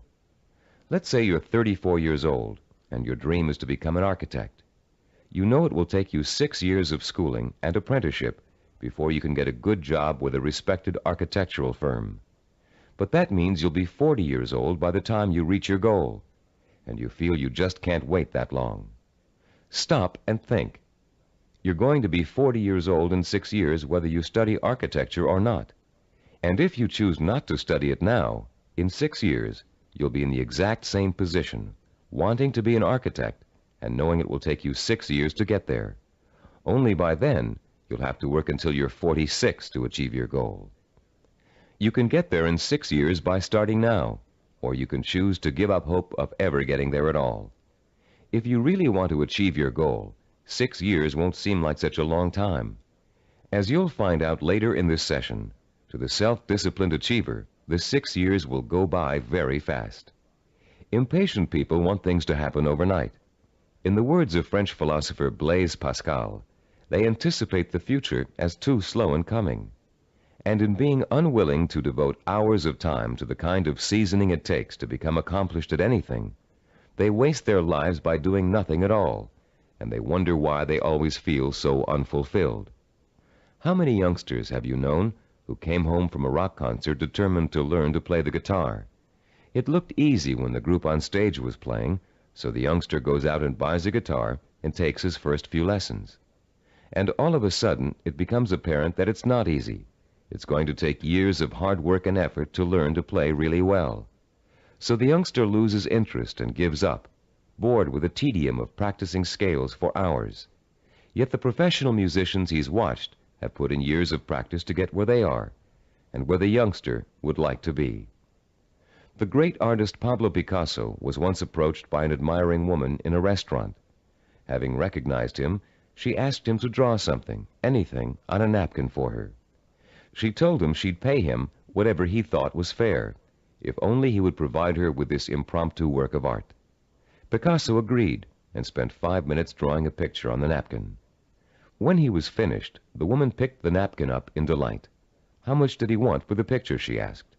Calmly, Picasso replied, $10,000. Dumbfounded, the woman began to argue with him that a picture drawn on a napkin in 5 minutes couldn't possibly be worth that much. But Picasso just smiled and said, Madame, it may have only taken me 5 minutes to draw the picture, but it took me 40 years to learn how to draw it. 40 years. Does that seem like an interminable amount of time? To a master artist seeking the ultimate expression of his talent, a great scientist seeking a cure for disease, or an ambitious businessman trying to turn a small company into a Fortune 500 corporation, 40 years can seem to fly by overnight. To the dedicated, self-disciplined achiever, time is nourishment for what he wants to accomplish. And that time is well spent, taking step after step in a continuous effort to achieve a specific goal. The achiever does not get sidetracked. Every day he concentrates on the micro tasks that make up his macro purpose, and each completed micro task becomes a source of pleasure and a reward in itself. Top newscaster Eric Sevareid achieved his macro purpose by actually ignoring it. Instead, he concentrated on the micro purposes that would help him accomplish his goal. Sevareid tells the story in his own words. Once when I relinquished my job and income to undertake a book of 250,000 words, I could not bear to let my mind dwell on the whole scope of the project. I would have surely abandoned what has become my deepest source of professional pride. I tried to think only of the next paragraph, not the next page, and certainly not the next chapter. Thus, for 6 months, I never did anything but set down one paragraph after another. The book wrote itself. Years ago, I took on a daily writing and broadcasting chore that has totaled now more than 2,000 scripts. Had I been asked at the time to sign a contract to write 2,000 scripts, I would have refused in despair at the enormousness of such an undertaking. But I was only asked to write one, the next one, and that is all I have ever done.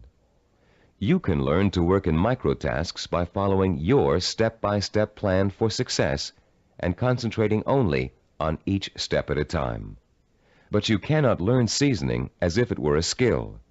Seasoning is an attitude that must be adopted and made part of your mental framework if you are able to achieve your lifelong purpose. It is crucial to self-discipline. More than that, it is actually at the heart of self-discipline. Besides seasoning, the self-disciplined achiever experiences something we call time quickening. Time quickening does not mean taking shortcuts, as you might first guess. Rather, it represents what happens to your perception of time as you become involved in the pursuit of your goal. Time quickening is an almost magical experience where time seems to disappear and you know you're in complete control of what you're doing. When it happens, you feel energetic, concentrated, and completely absorbed in your task. We've all experienced time quickening when we're doing something we particularly enjoy.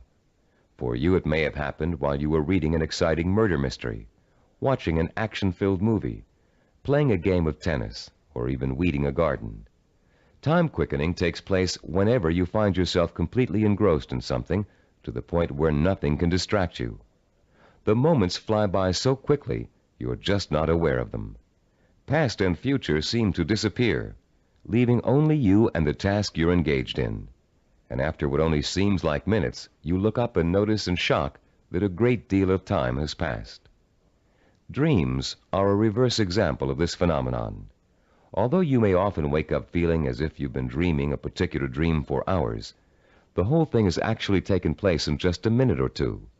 The human mind has the amazing ability to alter our own perception of time. Once you learn to use this ability to your advantage, you will no longer be discouraged at the thought of having to spend so much time pursuing your goal. Scientific research has shown us how to trigger the experience of time quickening. You can actually learn to consciously create the sensation that time has stopped. You can do it by becoming single-mindedly and uninterruptedly involved in an activity for a significant period of time. Time quickening occurs when you surrender your attention and your senses to something outside of yourself. There are 6 steps you can and must take to experience the benefits of time quickening. Listen to them carefully, and then try to recreate them, first with lesser tasks that may or may not be related to your goal, then with your actual micro-purposes.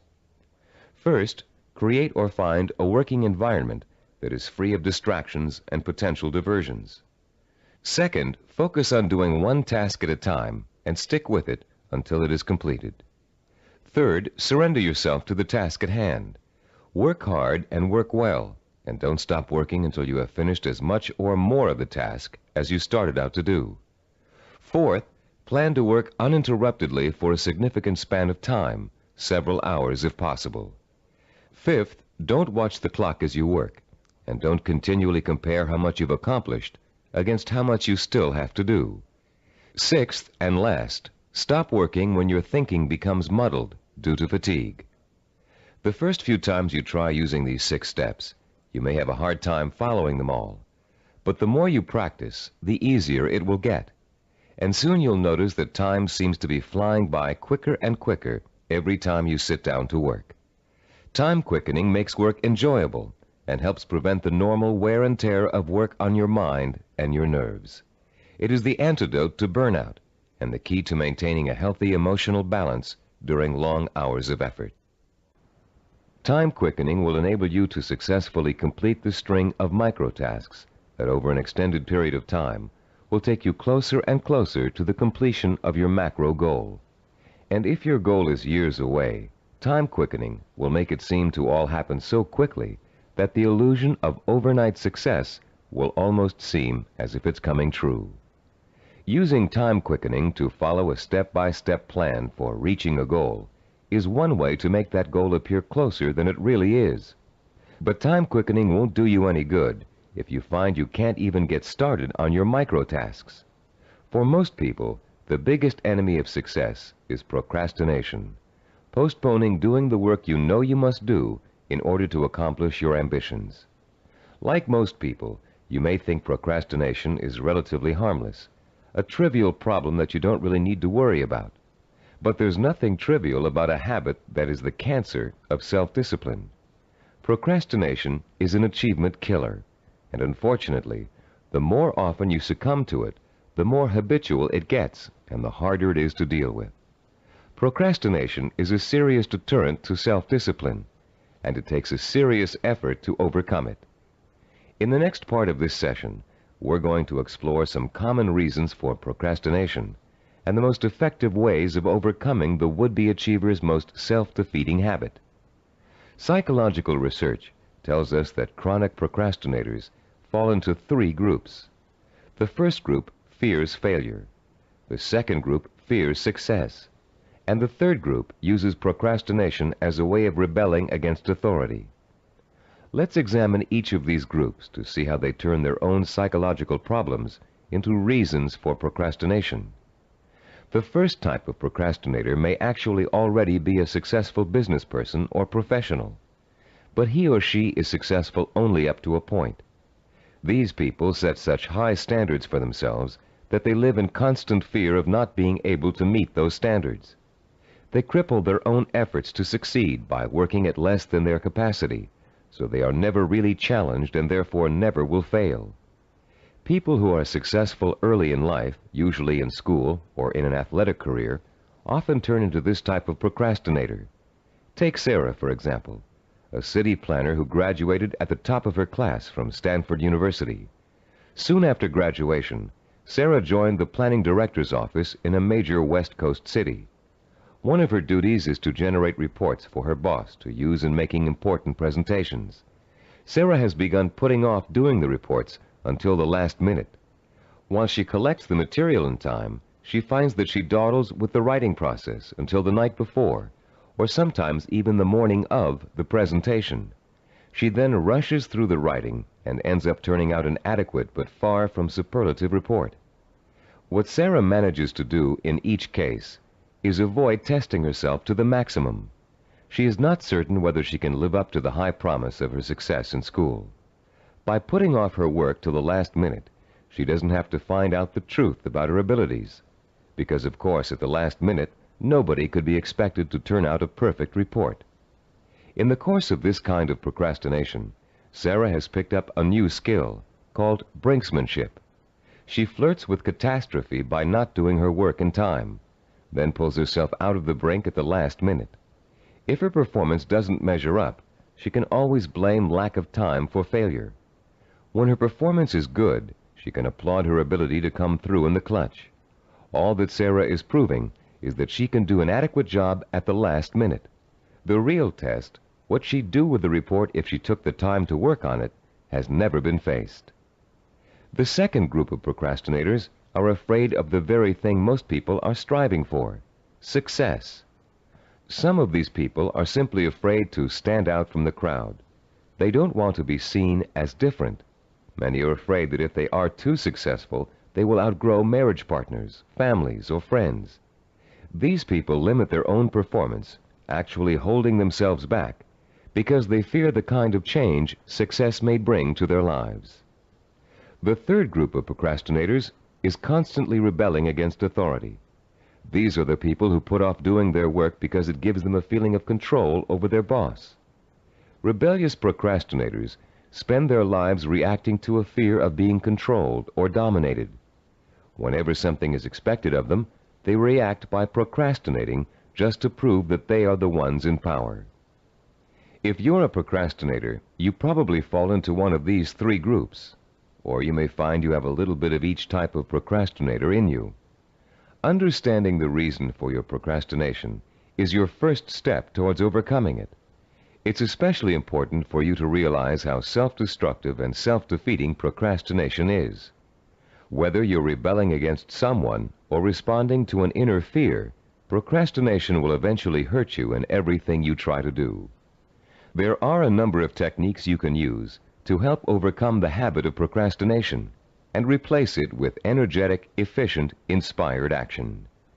William James, the great Harvard University psychologist and philosopher, who already taught us in Session 5 the value of acting as if we are what we want to be, has a very practical solution to procrastination. James suggests, do something every day for no other reason than you would rather not do it at all. Listen again. Do something every day for no other reason than you would rather not do it at all. What James is really telling you to do is to replace the habit of procrastination with the habit of action. As soon as you catch yourself thinking, well, I won't do that now, I'll do it later, you must immediately do whatever it is you're procrastinating about. Self-disciplined achievers also use two special time management techniques to overcome the tendency to procrastinate. The first is called Swiss cheesing. The second is called unscheduling. Swiss cheesing is another term for dividing a macro purpose into a series of micro tasks. The management consultant who invented the term conceived of it as a way of poking holes in a large task to make many smaller tasks. If you have a task that will take 2 hours, Swiss cheesing it creates 8 15-minute segments, or 4 30-minute segments, or however many smaller segments you need to get the task done. Breaking a macro purpose down into micro tasks makes it seem much less formidable. In fact, this one-step-at-a-time approach is the only way to achieve a major goal. Without losing sight of what you want to achieve, you should never go around thinking about the enormity of your major purpose. You must concentrate only on achieving one small step at a time. Unscheduling also helps you to overcome procrastination and get on with your project in the most efficient way possible.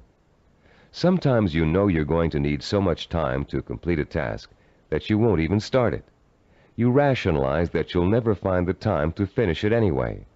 But often people overestimate how much time it really will take them to do something, and they don't realize that by Swiss cheesing, they can find the time to do it in an otherwise busy schedule.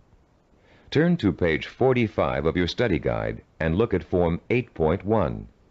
You'll see a chart with the days of the week listed along the top row, and the hours in a day listed vertically along the left side. There are 7 days listed and 16 hours per day. The chart presumes that you get up at 6 o'clock in the morning and retire at 10 p.m., but you can easily change the numbers to correspond to your own daily hours. It's often a shock to look at a chart like this and realize how many hours you actually have available to you in a one-week period. Of course, many of those hours are taken up with the necessities of everyday life. Your first task in this exercise is to fill in all those hours that are occupied with travel, meals, work, meetings, regular recreational activities, and other commitments. Only fill in the time that absolutely must be devoted to activity. If you regularly watch television or read magazines for 3 hours every night, that doesn't qualify as a life necessity unless it's part of your job to do so. When you've finished, look at the boxes you haven't filled in. These represent your free time, time you have full control over and can devote to your own micro projects. You may be amazed to find that you easily have 20 or 30 hours per week of free time to devote to your project. And if you include time that's spent commuting on a bus or train, the hours may add up to considerably more than that. Once you've ascertained when and where your free time occurs, you can begin allocating that time to your micro projects. When the hour arrives to start working, remember William James' advice and do it now. Work uninterruptedly during that time, taking scheduled breaks only as necessary. And don't allow yourself to get sidetracked. Working uninterruptedly means learning to say no when people try to take you away from your work. If a friend calls up and asks you to go bowling while you're working, you must learn to refuse. Make a date to go some other night, but complete your working hours in the time you've allotted to them. Let your family know that you're serious about completing your tasks. Schedule time to enjoy being with them, and let them know that when you're working, you are not to be interrupted. After successfully completing each work session, fill in the blank hours on your chart with a special colored pen or pencil. Choose a name for your project and fill in the blanks with that name. It will soon become extremely rewarding for you to look at the chart and see the red or green boxes begin to take up considerable space on the page. More rewarding, you'll begin to see real progress in your effort to complete your micro tasks. As you learn to devote uninterrupted time to your work, you'll find the time-quickening experience begin to occur more and more often. and you'll be less and less inclined to procrastinate. Soon your micro-projects will become as much a part of your life as eating and sleeping. And an excitement will take hold as you begin to realize that yes, you are working steadily toward your goal. And not only can you really do it, you are really doing it. Be careful not to overcommit yourself in terms of time spent on your project. Your goal is not to exhaust yourself. And beware of trying to go in too many directions at once. That can cause the kind of anxiety that will make you want to give up before you even get started. Concentrate on accomplishing one task at a time. That task will get done, and then you can start on the next, which will also get done, and so on. Keep in mind through all of this that your objective is not to punish yourself with work in every free hour you have during the week. Working towards a macro goal by accomplishing micro tasks should not be an unpleasant experience.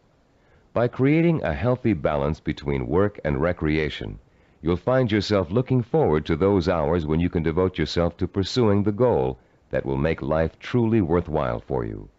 You'll reach a point where you wouldn't trade those hours for anything in the world. You've come a long way in this session. You've learned how to overcome the tendency to procrastinate, how to experience time quickening, and how to learn to value seasoning as inevitable in reaching any goal. We'd like to make one more suggestion to you before ending this session. Put up a sign at your desk, table, or other workspace. A sign in big, bold letters that you can see every time you look up. This sign should say, "Use time or lose time." Let it serve as a constant reminder that time marches on, whether you're working toward your goal or not. And every minute that you are devoting to your micro projects is bringing you just a little bit closer to achieving your life's ambition. In the next session, you'll find out how self-disciplined achievers master the skills and knowledge they need to make their vision a reality. And you'll learn to broaden your own new field of knowledge by overcoming your learning blocks and harnessing your built-in powers of intelligence and discipline. In this session, we're going to talk about how you can identify and learn the knowledge and skills you need to master in order to achieve your vision and purpose. As we've repeated throughout this Neuropsychology of Self-Discipline program, any goal worth achieving takes preparation and careful, patient work. As easy as running is, as natural as it seems, you wouldn't go out today and run a marathon without months of preparation, slowly working up to 3 miles a day, then 7, then 10, then 15, gradually working toward the 26-mile goal. You would start marathon conditioning with a careful program of nutrition, stretching exercises, reading, talking to other runners, and even a doctor's checkup. You'd determine what knowledge and skills you'd need to accomplish your goal of 26 miles, and you'd accumulate the knowledge and skills step by step until your goal was achieved. The goal of this session is to help you learn how to learn. Many of us were programmed years ago with the belief that there are certain things we just cannot learn. We were tracked in school into one path or another because of test results which told us we had no aptitude for a particular subject area, or by teachers or counselors who believed we were best suited for one discipline over another. In some cases, the stereotype was as blatant as girls take home economics, boys take shop. In other cases, the grounds for tracking could have been racial or economic, or some other person's perception of our intelligence. In a now famous psychological study, new teachers in an elementary school were told that certain students in their classes were gifted and certain others were slow. In truth, there was no measurable difference in the student performance up till that time. But by the end of the following semester, the students labeled gifted were doing work above grade level, while the slow students were performing below. The only thing which had changed was the teachers' attitudes toward the children. Much of our response to learning has been based on what we've been told about our ability to learn. In this session, you'll learn how to break through the learning barrier and clear away the mental blocks that have you falsely entrapped in the belief that you can't learn certain difficult subject matter and skills. You'll learn how to learn all over again, this time recognizing that your potential is as unlimited as your imagination. You, like other self-disciplined achievers, will know how and when to acquire the essential knowledge and skills that will enable you to achieve your goals. In our research into human achievement, we found that the world's most persistent and successful people had developed a four-step approach to learning that ensured they would successfully acquire the knowledge they need to achieve their goals. The process is a simple one. Listen carefully as we go over its basic components. First, they're able to determine what new skills and knowledge they must learn in order to achieve their goals. Second, they call into play their belief in their ability to learn. They believe they can learn any subject or skill, no matter how difficult it might be. Third, they're patient. They understand that acquiring new knowledge and skills is often a slow, step-by-step process that requires systematic trial and effort. No matter how young or how old, the learner must go through the same progression of acquiring knowledge and skills. And fourth, they develop their own effective, personalized system for learning, a simple learning formula they can apply to any subject matter to efficiently and thoroughly master goal-relevant knowledge and skills. Let's delve into each of these steps in turn to see how they can be applied to your own learning efforts. The first step of a learning program to acquire a new skill can be approached much like the planning work we dealt with in Session 7. You can design a similar flowchart with an activity box labeled Start and a box labeled Finish. The intermediate steps are, of course, other activity boxes. Activities which must take place at the same time must appear one above the other. The activities that follow each other in chronological order are listed from left to right. The activity that comes first is to the left of the activity on the right. Any research you have to do, consultations you have to make, background materials you have to accumulate, all are entered on your flowchart in the proper activity boxes. Let's assume for a moment you're just about to begin your first year of college. Your ambition is to become a neurologist. You know that to get into medical school, you have to excel in college pre-medicine. The thought of taking 4 years of math, chemistry, and biology seems pretty intimidating, and becomes even more intimidating when you realize that you have to have almost a straight A average in those subjects to be even considered for medical school admission. The intimidation would quickly go away if you could develop a 4-year visual network plan that outlines specifically what you had to learn and in what order you would have to learn it, year by year. Then, upon viewing the completed network plan, look at it and develop the deep inner belief that you have it in yourself to master each of the subject matter areas. Let's work through a visual network plan for successfully completing college pre-med. Granted, most of you listening to this program won't want to become medical doctors, but this example is applicable to any situation in which new knowledge and skills must be learned. Turn to Diagram 9.1 on pages 48 and 49 of your study guide. I'll pause a few moments while you find Diagram 9.1.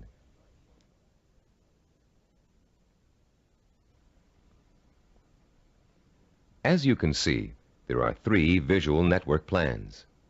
The first one outlines the chronological steps to becoming a neurologist. We call this a macro plan, with the objective of becoming a neurologist. Below that is the micro plan with the objective to graduate in pre-medicine in 4 years with a minimum 3.5 grade point average. The micro plan is broken down into 2 levels. The first level is visually represented in 2 steps. The Start, labeled number 1, and Graduate with a Bachelor of Science in Pre-Med, labeled number 3. This first level has actually been extracted directly from the macro plan. Now look at page 49 and the Level 2 diagram. As you can see, Level 2 is an expanded version of Level 1. Through the study of the college course catalog, and after talking at length with college advisors, you have identified the pre-med requirements and have broken them down into a prerequisite chronological order. This visual network plan then serves as the step-by-step map for completing your pre-med program. the first step in your macro objective of becoming a neurologist. As you look at the visual network plan for completing pre-med, what type of emotions do you experience? Do you feel intimidated at the prospect of excelling in the hard sciences? Do you doubt your ability to learn such difficult subjects, and to learn them so well that you finish each course at the top of your class? If you feel intimidated and experience doubt, then you probably won't make it. If you look at the plan and feel deep down inside that with enough effort, study, and application, you can master each of the courses, then you'll probably succeed.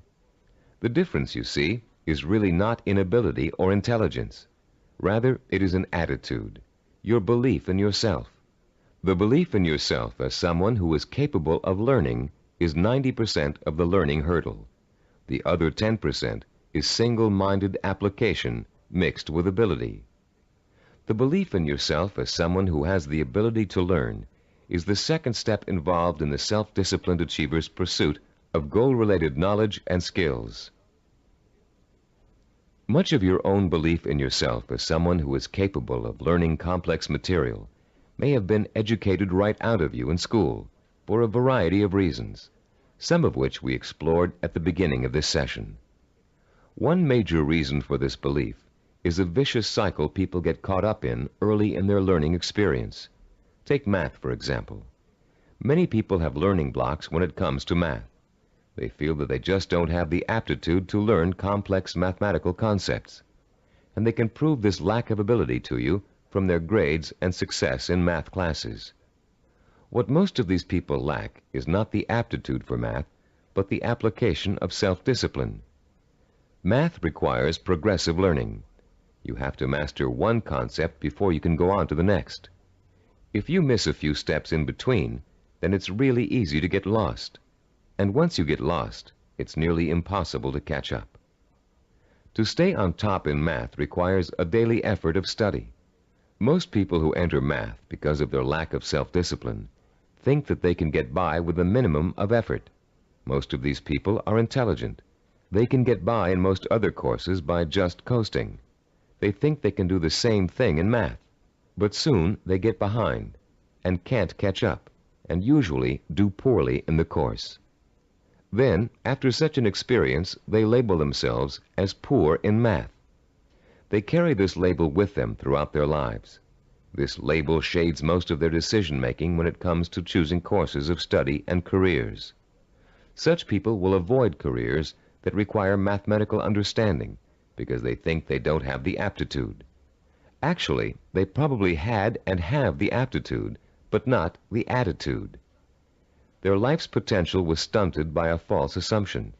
All they needed was someone to teach them the value and skill of self-disciplined application.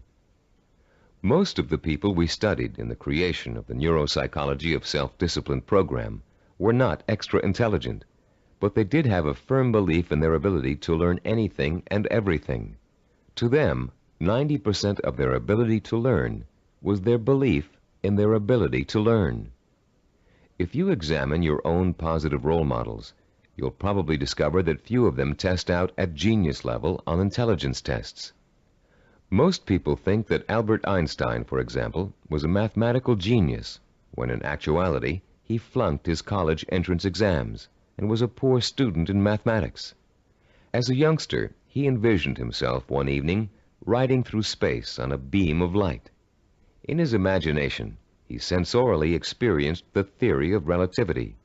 He knew what it was, but he was not able to explain it to others in a language they could understand. The only language was mathematics. Driven by his vision, he forced himself to learn mathematics. For Einstein, it was a day-by-day struggle, but he finally developed enough mathematical knowledge to simply express his experience mathematically.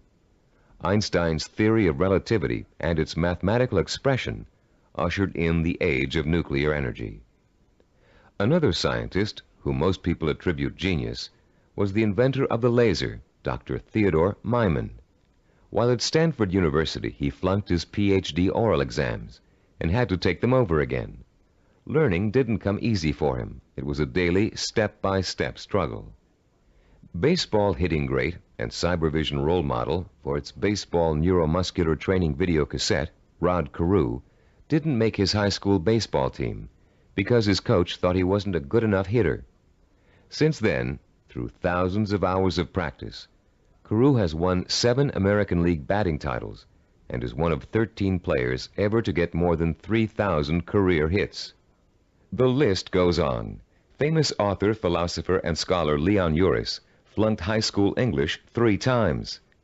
Malcolm Forbes, publisher of Forbes magazine, one of the most successful business publications in the world, did not make the staff of his college newspaper.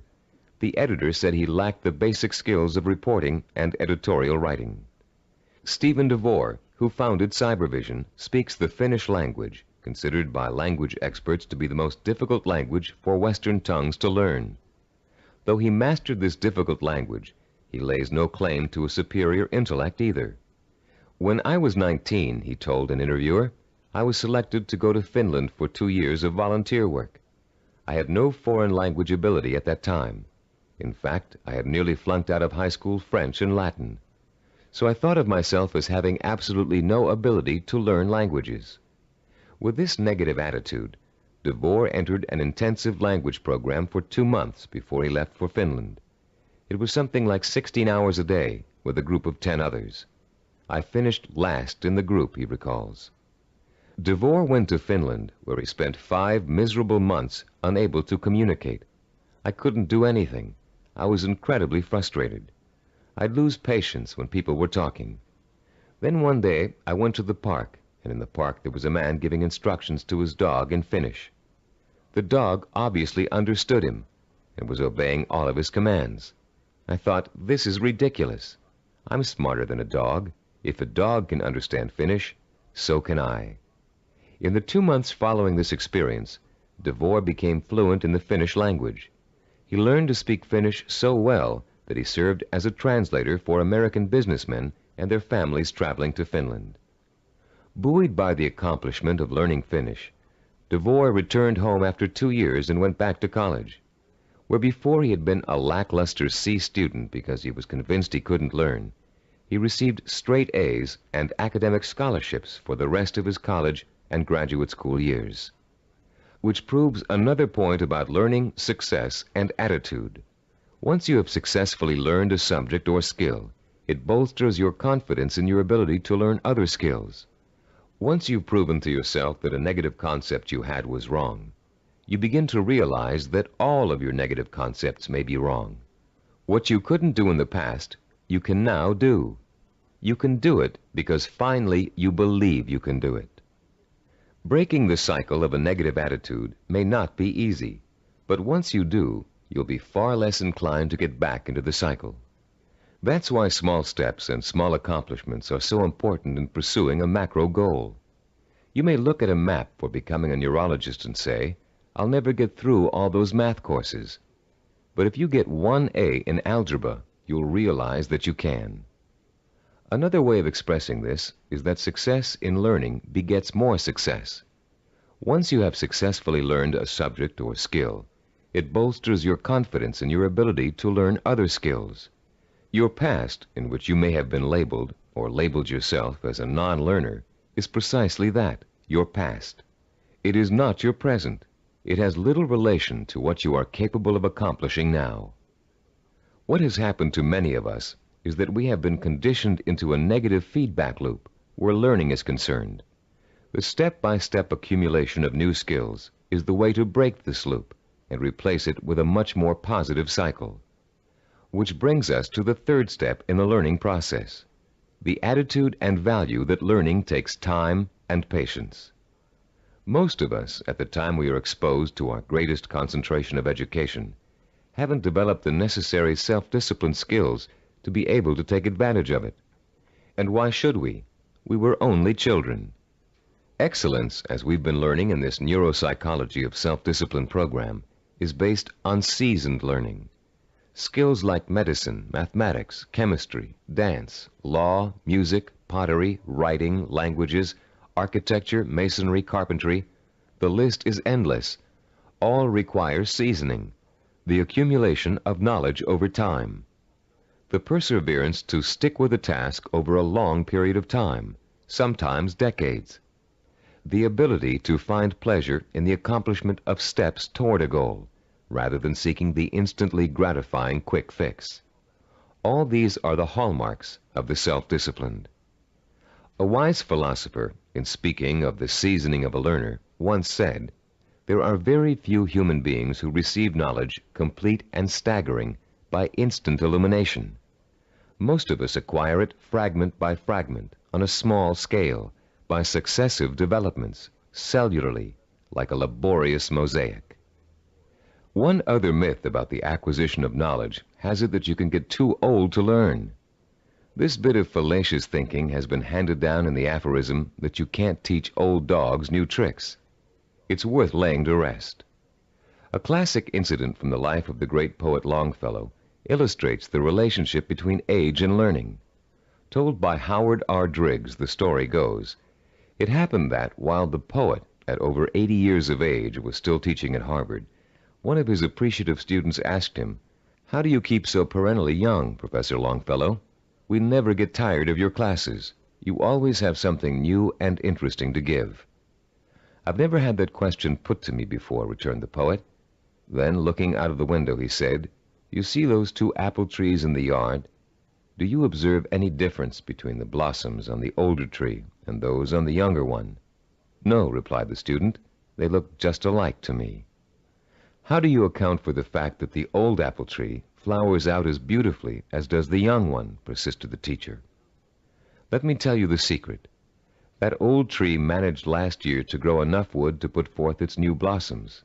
Blossoms, you know, always come on the new wood." "Oh, I see," said the young man. "To keep young, one must keep growing." "Yes," came the quiet response. Einstein, in his later years, was asked the secret of his ability to learn. His reply also illustrates the point and importance of lifelong learning. Einstein said, "The more I learn, the more I realize I don't know. The more I realize I don't know, the more I want to learn." Age should be no barrier to the acquisition of new knowledge and skills. If you have the self-discipline to see your efforts through, you can learn anything at any age. Let's now discuss the 4th step in the learning process, a set of tried and proven principles that work together as a system to make learning easy. If you'll turn this cassette over now, we'll introduce you to a very simple yet powerful system to learn effectively at any age, whatever the subject area. A recent movie called Educating Rita beautifully illustrates the points we're going to discuss in the remainder of this session. This film is about a working-class Englishwoman who has a dream about becoming educated. The film tells the story of her personal odyssey as she pursues her vision, her dream, in the face of incredible obstacles. She faces at one point or another during the story conflicts with work, with transportation, with her parents, with schedules, with her mentor's desire and ability to teach, with the disdain of other more educated students, and with a husband who wants her to stay home and make babies, not thesis. Through it all, she perseveres, driven by the dream of herself as an educated woman, a woman who can discuss important issues, who can commune with the great thinkers and writers who make up such a rich part of her English heritage. She burns with the fire of her vision, a vision rich in dignity and strength. It's a vision she can hear, smell, taste, touch, and see. The actress, Julie Waters, expresses her character's struggle to change, to improve, to better herself, with such credibility that you can see the woman, Rita, change before your very eyes. There was nothing abstract about Rita's quest for education. Each book she read, each class she took, each time she met with her advisor or participated in a class discussion, was a visible step toward the completion of her goal. It was extraordinarily obvious how closely her vision and her process of learning were interconnected. Sometimes that connection is less obvious. So that's what the remainder of this session will speak to: how to recognize the connection between learning and the successful achievement of your goals. Learning is not simply the rote memorization of useless facts, or even useful facts. Of course, we're all aware that in 1492, Columbus sailed the ocean blue. But what does that have to do with our vision? The same lack of relationship to vision is often true with our attempts to understand abstract principles, as in mathematics, chemistry, or physics. They are very difficult to learn and use if we cannot see the direct applications to our everyday lives, to the pursuit of our purpose and vision. We ask ourselves, how is this going to help me in achieving my vision? Cybervision founder Steve DeVore recalls signing up for a course in statistics when he was attending graduate school. He hadn't taken the prerequisite higher math courses, but had gotten permission from the instructor to take the course anyway. DeVore's instructor, however, issued a dire warning at the beginning. Without those prerequisite courses, DeVore stood a good chance of failing. But forewarned is forearmed, and DeVore found a way to overcome his lack of preparation. The first week of class, he found himself swamped with mathematical concepts that were abstract and confusing. The only way I could make sense out of what was going on, he says, was to take each abstract principle and make it concrete. Instead of talking about X's, Y's, and Z's, I made them into apples and oranges, and I ended up with the second highest grade in the class. I find this concreteness also ties into vision, DeVore continues. Whenever you have to learn something that seems beyond your grasp, remember your vision and why you have to learn it. Then it will seem real and vital, and you'll have an easier time dealing with it. Whatever you have to learn, no matter how abstract or detailed the information, if it's necessary for your vision, then you can embody that information with your vision. Then it becomes something real and vital. You can put a handle on it. You have a reference for it. You've been learning the importance of vision all throughout this program.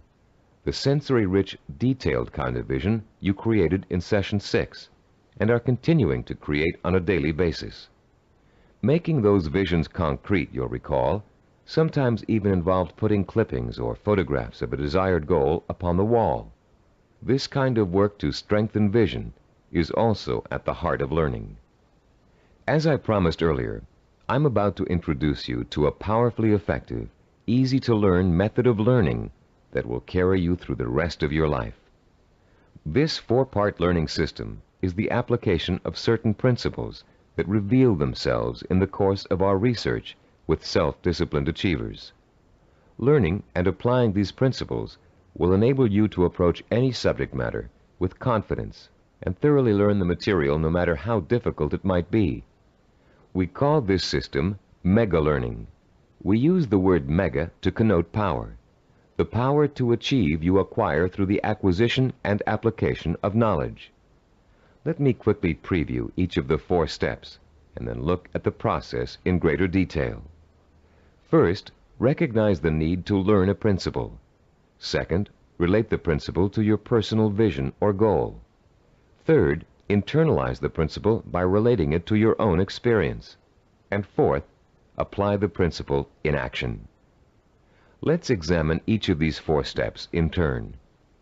First, recognize your need to learn new information and skills. You cannot reach your goal without getting an education first. This doesn't necessarily mean attending school. It means identifying the key skills and competencies that you must master if you are successfully going to reach your goal. Ask yourself, will I achieve my goal without this knowledge or skill? If your answer is no, then you have a strong motivation for learning. Your learning is now crucial, for without it, your road to achievement is blocked. Learning is a lot easier if you have a specific reason to learn. Once you recognize that you have a need to learn, you've taken the first step toward achieving your goal. Step 2 is simply asking yourself, how can I use this? How will it help me fulfill my vision? Imagine yourself achieving your goal and using the new knowledge and skills you are about to learn.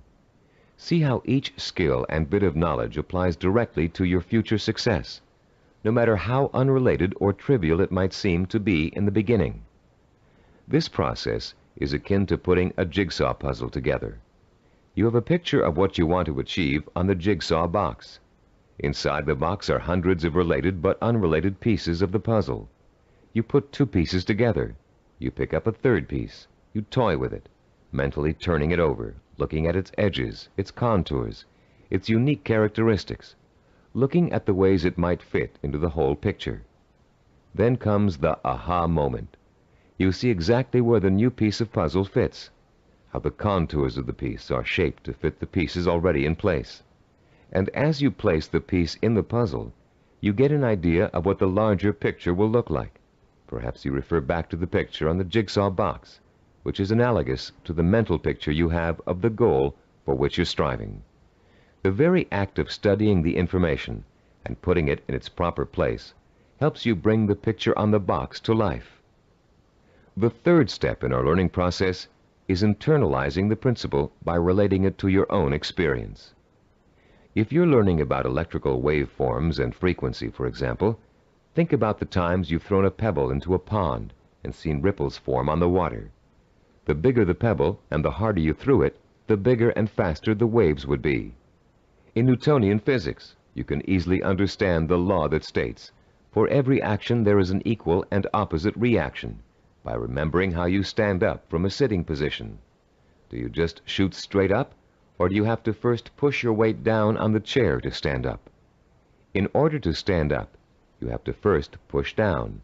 That's Newton's law in action. Every time you find an example from your own experience to illustrate a bit of knowledge you're trying to learn, you'll reinforce your understanding of that knowledge. And you'll remember it because it's anchored to something very personal. Every time you think of Newton's law, you'll picture yourself pushing off a chair to stand up. It works for just about any abstract theory you can think of. The fourth critical step in learning is the actual application of the principle you're trying to grasp. Throw pebbles in a pond and watch the action when you're learning waveform theory. Sit down and stand up over and over again until Newton's law is firmly planted in your mind. If you're studying a new language, use the new vocabulary you learn every single day. As you walk down the street or through your living room, try naming every object you see in your new language. Using these 4 steps to learning will make the experience easier, less frightening, and more fun. You'll make mistakes just as everybody does, but persistent application of the mega learning system will pay off in greater understanding, greater memory retention, and a better education overall in whatever it is you're trying to learn.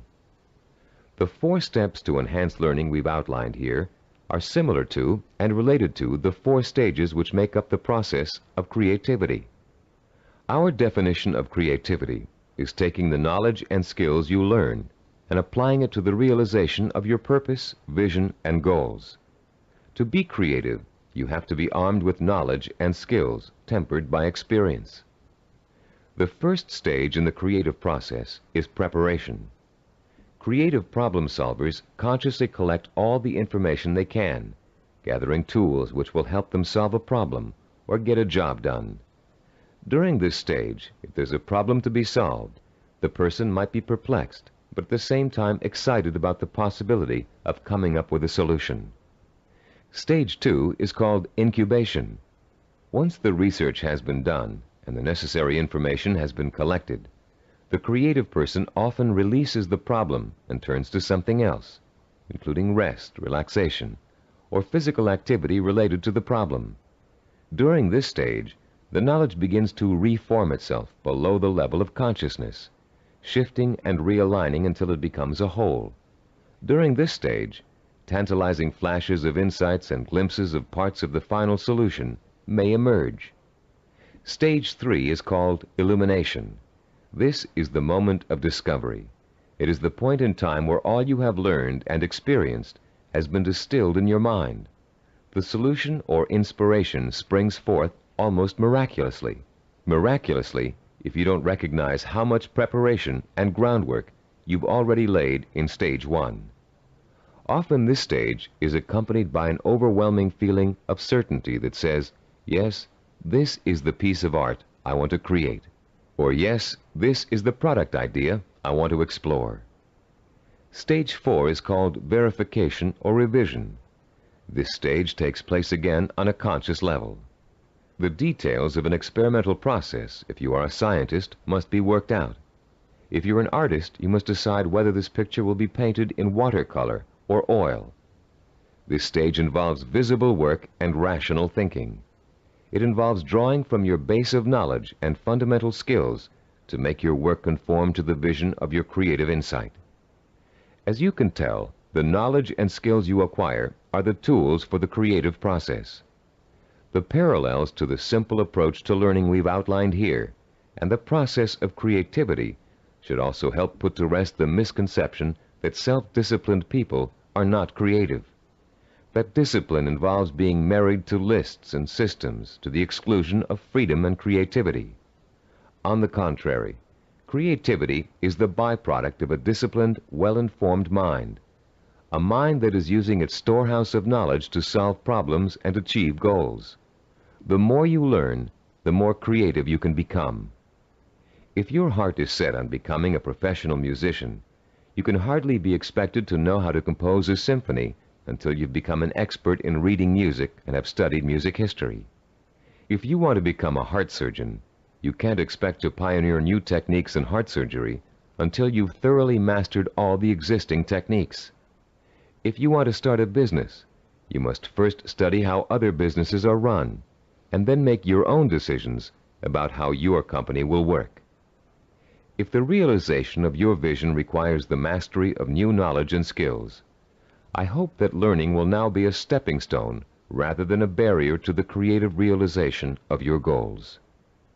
In our next and last session, you'll learn how to develop the twin pillars of the self-disciplined character, persistence and perseverance. And you'll be well equipped to begin your long and fruitful journey towards the goal you've chosen as your most important ambition. I'd like to begin this final session with two true stories that illustrate the value of persistence and perseverance in any of life's endeavors. The first story is about a mountain climber named Don Bennett. After successfully scaling 14,000-foot Mount Rainier, one of the highest mountains and most difficult climbs in the United States, Don Bennett was interviewed about the experience by a local reporter. "How did you do it?" the reporter wanted to know. "How did you keep going for 14,000 feet and not giving up?" Bennett thought for a moment before answering. Then he spoke slowly, trying to get the reporter to understand the mental process that led him to the peak of that mountain.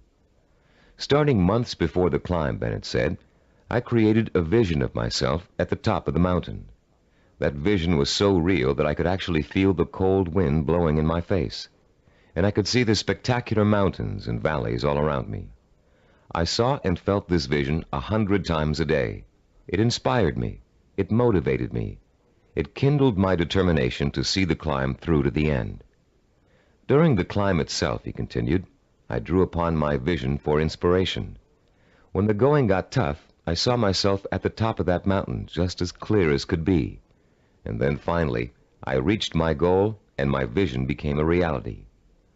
The reporter was impatient with Bennett's explanation. Yeah, he said, "I've heard all that vision stuff before. But that doesn't explain how you did it.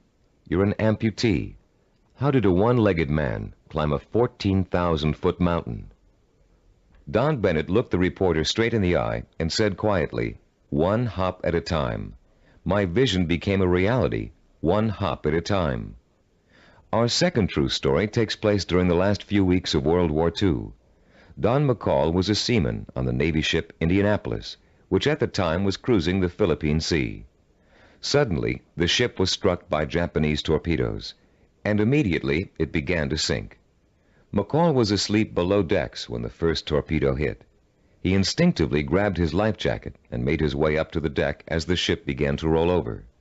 As he launched himself into the churning sea, the ship sank, taking 300 men with her. Another 900 or so had been pitched into the water. "I made up my mind that I was in big trouble," McCall told an interviewer, "and I also made up my mind that I would do whatever I had to do, no matter how painful, to survive." The first thing McCall did was to move away from the other survivors and float alone. He knew about the dangers of mass panic, especially if there was a shark attack, and he knew he'd stand a better chance if he stayed away from the other men. McCall also protected himself from exposure in the blistering sun by keeping a life jacket over his head. He kept a hose on his person so he could retreat underwater in case of a Japanese attack. And most important, he kept in mind the lesson he had learned about the danger of drinking seawater, no matter how thirsty he got. For days, McCall watched men succumbing to mass panic and hallucination. He watched them being torn apart by sharks, while he escaped attack by remaining perfectly still. He watched them drinking seawater and dying of dehydration, while he swallowed his own desire to drink. He watched them dying all around him, while he remained alive. 4 days later, a Navy patrol boat plucked an exhausted 90-pound McCall out of the sea. He had survived 4 days without food or drink in the blistering sun, in shark-infested waters. An incredible feat, and he had proved the power of self-discipline even in holding death at bay. Like mountain climber Don Bennett, McCall never lost sight of his vision, staying alive. He used all his knowledge and skill to make that vision come true. He resisted drinking seawater to get immediate gratification of his thirst, which would have killed him. And he found creative solutions to the problems of exposure to the sun and Japanese attack. Both Bennett and McCall used self-discipline to endure terrible physical hardship and achieve seemingly unachievable goals. Your own goal may not seem as urgent as theirs, but the principle of achieving it remains the same. Through vision, commitment, patience, and creative application of knowledge and skill, you can see your goal through to the end. But the ultimate key to your success is what this session is all about: persistence and perseverance.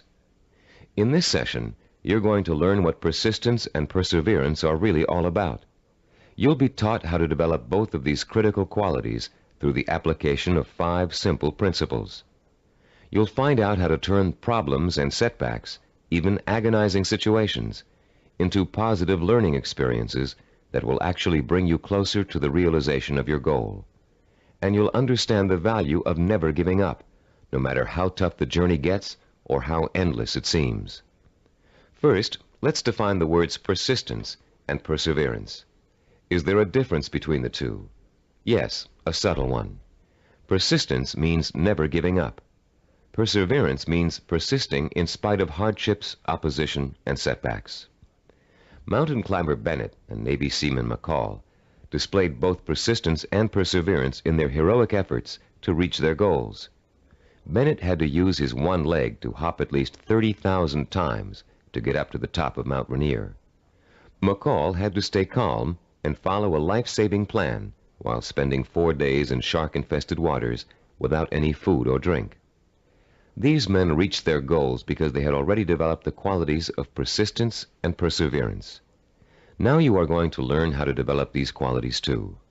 There are 5 crucial steps involved in learning how to develop into the kind of self-disciplined achiever who never quits and never loses sight of his or her goal. Listen carefully while I outline each one. The first step is to rekindle and refuel your vision and purpose every single day. Remind yourself daily of the rewards and benefits that await you when you successfully realize your goal.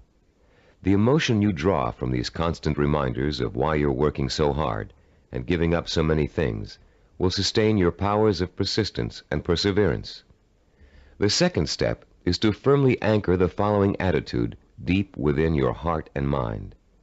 I can achieve anything I set my mind to. Nothing is impossible for me to achieve if I want it badly enough and am willing to pay the price for it. No matter how much hard work it takes, no matter how long it takes, no matter how difficult it is, I can and will achieve my goal. I will never forget that a journey of 1,000 miles begins with a single step. Step 3. Realize that obstacles are going to arise and setbacks are going to occur. Keep in mind that these difficulties are really opportunities to learn. Every obstacle that you overcome, every setback you bounce back from, strengthens your character and makes you smarter and stronger. Whatever you do, don't try to hide from or ignore problems. They never go away by themselves. Meeting challenges squarely and solving problems creatively is at the heart of self-discipline and at the heart of achievement. As Benjamin Franklin said, Those things that hurt instruct. When your progress seems blocked, it means that it's time to increase your knowledge and look for creative solutions. This is the fourth step in developing persistence and perseverance. You may be doing the wrong things for the right reasons, and now is the time to find out. Start experimenting with taking different paths to your destination. But whatever you do, don't quit. Most people quit when things don't work out as they planned, or when they realize how much hard work they're going to have to do. Remember, a failure is someone who has not learned from his mistakes. Step 5. Turn your work into fun. Make what you have to do into something you want to do. Working towards a lifelong goal shouldn't feel like a sacrifice, because that goal is what you want more than anything in the world. If you follow these 5 steps faithfully, your long road to success will turn into an exciting journey of knowledge, discovery, challenge, and reward. And for as long as you feel you're making progress, even hard work and minor interferences won't shake you from your purpose. The real problem arises when a major setback occurs, especially if it's unforeseen. A seemingly insurmountable obstacle is often enough to make even the most determined achiever decide that the fight simply isn't worth it. Setbacks make people give up just at the point when they should not. How can you deal successfully with setbacks? How can you learn not to feel like a failure when it suddenly seems that all of your hard work may have been for nothing? There are 5 ways you can turn every setback you encounter into a learning experience, one that will leave you stronger and wiser and more determined than ever to keep working toward your goal. Listen carefully while I outline each one in turn. First, never try to ignore a problem or handicap. Deal with your problems directly. Don't avoid them or try to hide from them. If you want to start a business but can't find people to back you up financially, that doesn't give you the right to plunge into your project with no capital and a lot of ideas for spending money. If you want to become a doctor but don't have the grades to get into medical school, it won't help you to start applying to schools you know you can't get into. When you have a problem, study it from all angles and try to determine the best way to proceed. Which brings us to our second point. Don't blame other people for your setbacks, and don't chalk it up to bad luck. You make your own luck in this life, and you have to solve your own problems. Learn to tackle them head on, being as realistic as possible and as level-headed as possible. Mentors can often provide a great deal of help in a bad situation. Try acting as if you are your own mentor. What would he or she do in your situation? Or what has he or she already done to overcome an obstacle similar to yours? Third, continually strive to strengthen your qualities of self-discipline. Setbacks often occur because of weaknesses in certain areas. Try to turn those weaknesses into strengths. Be your own severest critic, but not your own worst enemy. Don't tell yourself, I failed. Tell yourself, I slipped, but I'm going to pick myself up and go on. Fourth, in almost every setback, there's a seed of opportunity, a silver lining, if you will. Find it and use it. You may find yourself taking a slightly different path to achieving your goal than you first imagined, but you'll get there just the same. Take the new path and see where it leads you. Following this philosophy helps take the emotional sting out of setbacks and is a good antidote for discouragement, and it's a healthier way to react to a bad situation than deciding to give up.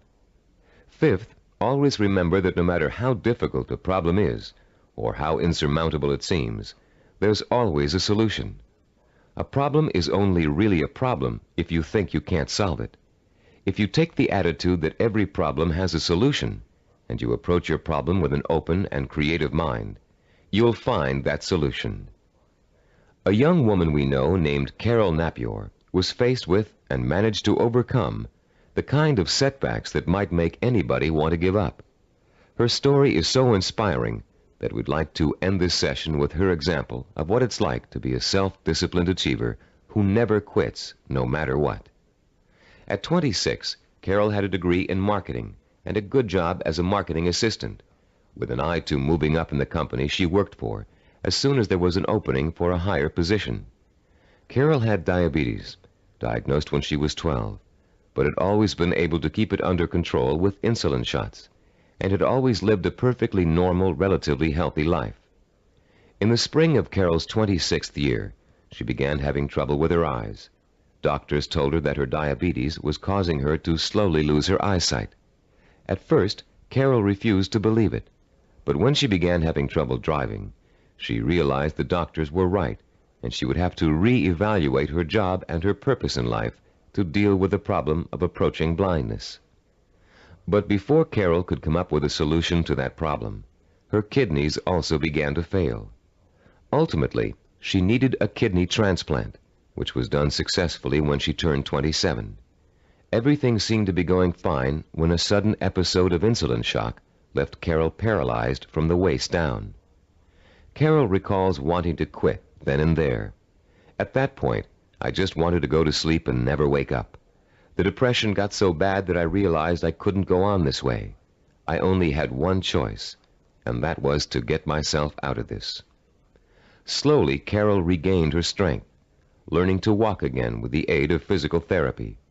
She rewarded herself for her progress by making a trip across the country alone to visit her parents for Thanksgiving. A trip friends tried to dissuade her from taking, but which proved to Carol that she could still make it on her own. Today, Carol is attending college, studying for a master's degree in rehabilitative education. She has decided to spend the rest of her life helping people face and overcome problems like hers. She is completely blind and still walks with a cane, but that has not stopped her from pursuing a goal many healthy people would find difficult to achieve. The key to reaching any goal is to develop the strength of character that makes you refuse to give up, no matter how bad things look. The most amazing thing about persistence and perseverance is that they make it almost impossible for you not to succeed in your endeavors.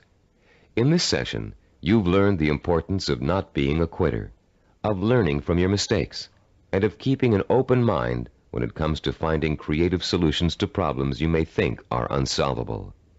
In the next session, we're going to review everything you've learned in the Neuropsychology of Self-Discipline program and give you some tips for developing the lifelong habit of self-discipline. We're now coming to the end of the Neuropsychology of Self-Discipline, and now is a good time to reflect on what you've learned and how far you've come. It's also a good time to start thinking about how you're going to maintain and develop your self-disciplined character for the rest of your life, because the process of becoming an achiever never really ends. In the years to come, you'll find yourself learning from trial and error, from accomplishments, from setbacks, from disappointments, from rewards, from the feeling of satisfaction you get when a job has been well done. The more you achieve, the more you'll learn one of the greatest secrets of achievement. Success breeds success. Every small step you take on the road to your goal will make it easier to take the next step.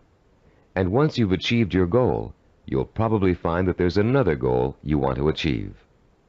Along the way, you'll delight in the process of watching yourself in action, making corrections in your methods and strategies as you strive toward your ultimate goal and the hundreds of smaller goals you will successfully reach on the way. Let's talk about the milestones you've already passed. In Session 1, which you listened to some time ago, you uncovered the master key to your highest potential, self-discipline. We defined self-discipline as the ability to work systematically and progressively toward a goal, to become positively obsessed with that goal, and to let that obsession lead you to accomplishment. We talked about the problems caused by lack of self-discipline. We learned about the waste of potential, the drifting from job to job, from relationship to relationship, of the person who has no real sense of purpose and an undisciplined approach to life in general. We also talked about the problems of wanting immediate gratification and how that always leads to failure because it means refusing to pay for success with hard work. There is no other way to be successful except through hard work. The words pay for shouldn't bother you. All accomplishments come with a price tag, just like something you might want to buy. And just as you will save for an item you really want to buy, cutting your budget and making financial sacrifices, you should also be willing to make sacrifices in order to reach your goal. You may have to give up time, recreational activities, other priorities in your life. But it won't be difficult to do. because reaching your goal will become a more important source of pleasure. In Session 2, you were introduced to the 10 characteristics of the self-disciplined achiever. These characteristics served as a model against which you could compare your own strengths and weaknesses. Let's review them quickly now to refresh your memory and see how far you've come in absorbing the principles of this program. First, self-disciplined achievers have a strong sense of purpose. They have a cause or direction to which they have chosen to dedicate their lives. This cause gives them meaning in their lives and a reason to exist. Second, the self-disciplined seek out positive role models, called mentors, to teach them how to best approach their goal and overcome setbacks and obstacles along the way. Third, self-disciplined achievers use sensory images to provoke the kind of emotion that keeps them working toward their goal for as long as it takes to achieve it. Fourth, those possessing an iron will dwell on the fulfillment of their vision rather than on fear and failure. They have a positive attitude toward themselves and their goal and refuse to let setbacks get them down. Fifth, the self-disciplined achiever has a deep-rooted belief in his or her ability to achieve. This "I know I can do it" attitude is nurtured by their study of mentors and their realization that the only thing that stands between themselves and their goals is hard work and self-discipline. Sixth, self-disciplined achievers have the ability to plan and organize. They know that a goal can never successfully be reached in a haphazard way. They understand that they must map out a blueprint for success if they are ever to realize their highest ambitions. Seventh, they know how and when to acquire the essential knowledge and skills they need to achieve their goals. This comes from the planning and organization work they did earlier. Eighth, self-disciplined achievers have patience. They understand the concept of seasoning and its importance in reaching any goal. Time does not frighten them. Ninth, people who achieve their goals do so through persistence and perseverance. They are stubborn in their efforts to achieve, and they never give up. 10th, self-disciplined achievers have a mature attitude toward pleasure. Rather than seeking any diversion that will temporarily make them feel better, they take the most pleasure in doing the work that will help them achieve their goal. How many of these 10 characteristics did you remember? We suggest you play Session 2 over and over again until you can recall every one of them without prompting. Making these qualities a part of your own personality is what acquiring self-discipline is all about. And the more you listen to them, the more you think about them, the more they will become a part of your own life. In Session 3, we delved deeply into the scientific basis for this program. You learned how the key to success is developing the kind of constant internal motivation that keeps you on course through problems and setbacks, through temporary boredom or fatigue, through periods of doubt or discouragement. And you found out why other motivational programs fail to give you the sustenance you need to pursue your goal for weeks, months, or years. You learned about Dr. Carl Pribram's research into images of achievement and the critical role they play in motivating people to be successful. Dr. Pribram's discovery of the power of sensory-rich images to provoke the drive of motivation made the creation of this unique program possible. In Session 4, we discussed the power of purpose. Here you learn to focus your energy like a laser beam on what you want to accomplish. You learned how your macro or major purpose really could be broken down into a series of micro or minor achievements. You heard examples of how well-known achievers tackled major goals by turning them into step-by-step plans for success that they could deal with one at a time. In the same session, you participated in a fascinating exercise that let you pinpoint, perhaps for the first time, what your most important goal in life really is. You then used that goal to create a statement of purpose that would stand as a beacon in your quest for achievement. In Session 5, we talked about mentors and role models. You learned about the process of modeling, the basis for human learning. We talked about how models are both a blueprint and an inspiration for our own activity and our own growth. You learned how models help shorten the trial and error process we must all go through before chalking up an accomplishment. You also learned how to choose a role model and how to turn that model into an inspirational but not awe-inspiring figure. You learned the value of realizing that your role model has faults and weaknesses just as you do, but has succeeded in spite of them. In Session 6, you learned how to translate your purpose into sensory images that would fuel your inner fire of determination and ambition. And you learned how to daily reinforce your mental images of achievement, to make them a permanent part of your body and mind. In Session 7, you were introduced to visual network planning. This planning system applies to any endeavor, from making a movie to making a run for the presidency. The system works by breaking down what you want to accomplish into logical building blocks. It helps you keep track of your achievements over a long period of time, and is a reward in itself for work well done. In the same session, you learned to become a storyteller. The story was that of your own success. You used your rich powers of imagination and your best verbal skills to detail the steps you took to accomplish your most important goals. In Session 8, you learned about the self-disciplined achiever's attitude toward time. You learned how achievers value patience, how they oppose the kind of quick-fix mentality that leads to general dissatisfaction with life, and how they use single-minded hard work to experience time quickening, a sensation that time is passing much more rapidly than it really is. You also learned about the problem of procrastination, its psychological causes, and the ways in which you can overcome it. You learned why it is considered the single most important cause of failure, and why it's so important for you to develop a do-it-now attitude before you try to do anything else. In Session 9, you learned how to plan to acquire the knowledge and skills you need in order to achieve your goals. You were introduced to the concept of mega-learning, a powerful four-step system that enables you to master any subject, no matter how difficult or complex. You also learned how knowledge is the building block of creativity. You were introduced to a four-step process that lets you creatively channel your knowledge toward the kind of action that will help you achieve your goals. And you learned that your belief in your ability to learn is 90% of the learning process. Finally, in Session 10, you learned how to develop the powers of persistence and perseverance, the critical characteristics that will see you through to the successful completion of your vision and purpose, no matter how long it takes or how difficult it is. You heard several inspiring stories about people who persevered and achieved their goals through extreme hardship and even physical danger. And now, as we come to the conclusion of this program, I'd like to point out that acquiring self-discipline is a never-ending process.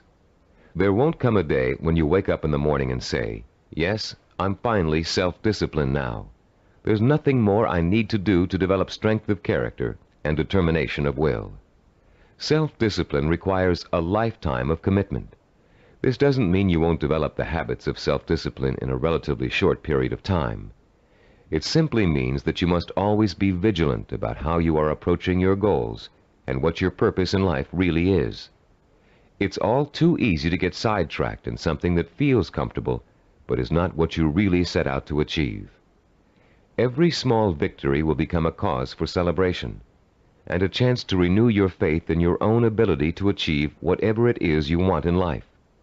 And as you achieve it, you will find yourself becoming the kind of person you've always admired, the kind of person who could pursue a goal so single-mindedly, so stubbornly, and so patiently that he or she could not help but achieve it. I'm Richard Gebhardt. Thank you for joining me in this Cybervision program.